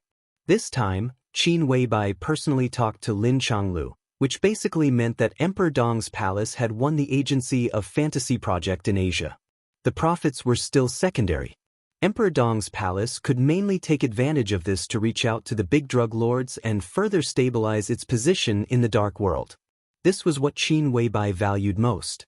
Horsewoman looked down at her watch and whispered, "Boss, it's time to go. The plane will take off in 40 minutes." Qin Weibai seemed to be thinking about something. Hearing this, she frowned and subconsciously glanced at the time in front of her. Wait a little longer. Horsewoman subconsciously wanted to ask who Qin Weibai was waiting for, but before she could speak, the door of the private lounge was gently knocked on. "Open the door." Qin Weibai's tone was calm. Horsewoman walked over and opened the door. A tall and burly bald man stood at the door. The aura all over his body was extremely fierce, and he seemed to be filled with an extremely violent power from head to toe. But the look in his eyes was extremely deep. Horsewoman frowned and suddenly felt a little uncomfortable. Rather than saying that the other party's eyes were deep, it would be better to say that they were dull and lifeless, like a puppet. Her eyes slowly contracted, and her voice was cold. Ghost Flame. She recognized the man. The man was not a nobody in Zhongzhou State or even in the Dark World. Even if the Dark World now had the power beyond the peak of the Invincible Realm, it was impossible for the peak of the Thundershocking Realm to be a nobody. Ghost Flame of Kunlun City. He was one of the few experts at the peak of the Thundershocking Realm in Kunlun City, and he was close to the half-step Invincible Realm, the peak of the realm. In everyone's heart, in Gu Xingyun's, and even in Ghost Flame's own heart, he was the most loyal dog to Gu Xingyun. He was loyal and absolutely loyal. Why was he here? What did he want to do? Let him in. Qin Weibai's calm voice sounded behind Horsewoman. Horsewoman took a deep breath, turned sideways little by little, and then walked quickly to Qin Weibai, staring at Ghost Flame's every move. If it was the master of Samsara Palace, she didn't need to worry about anything at all. But Qin Weibai, who was beside her at this time, really didn't know martial arts. In terms of strength, Horsewoman didn't think she had much advantage over Ghost Flame. In this case, she couldn't help but be nervous. Ghost Flame's movements were a little stiff as he reached into his arms. Horsewoman's body instantly tightened. Ghost Flame's palm slowly reached out from his arms. He held a neatly folded envelope in his hand. Miss Letter. Ghostfire enunciated each word clearly. His voice sounded extremely strained, and his entire person looked incomparably strange. It was an indescribable stiffness. He was muddle-headed and ignorant, as if he were sleepwalking. This state, Horsewoman suddenly opened her eyes wide. She was familiar with this state, but also strange. She had never experienced it, but she had seen several people in this state. Hypnosis. There was no doubt that Ghostfire had been hypnotized in an extremely thorough way. Under such circumstances, he was completely a puppet of the hypnotized person. Everything he had seen and experienced, whether it was normal or abnormal, was normal in his mind at that moment. A hypnotized expert at the peak of the Thundershocking Realm? Horsewoman felt a little incredible. Qin Weibai reached out to take the envelope in Ghost Flame's hand and opened it. On the neat letter paper, there were countless names densely written in childish handwriting. They were all names. There was no introduction, only names. But for Qin Weibai, this was indeed the most critical information. She held the letter paper, lowered her head, and was silent for a long time. Ghost Flame, who looked a little stiff, left the lounge without saying a word. The door was slowly closed. Qin Weibai sighed softly. After a long time, she murmured, "What a terrible child." You're tuning in to the Wang Lin's Journey YouTube channel. Don't forget to subscribe and join us on this journey to catch the most captivating stories.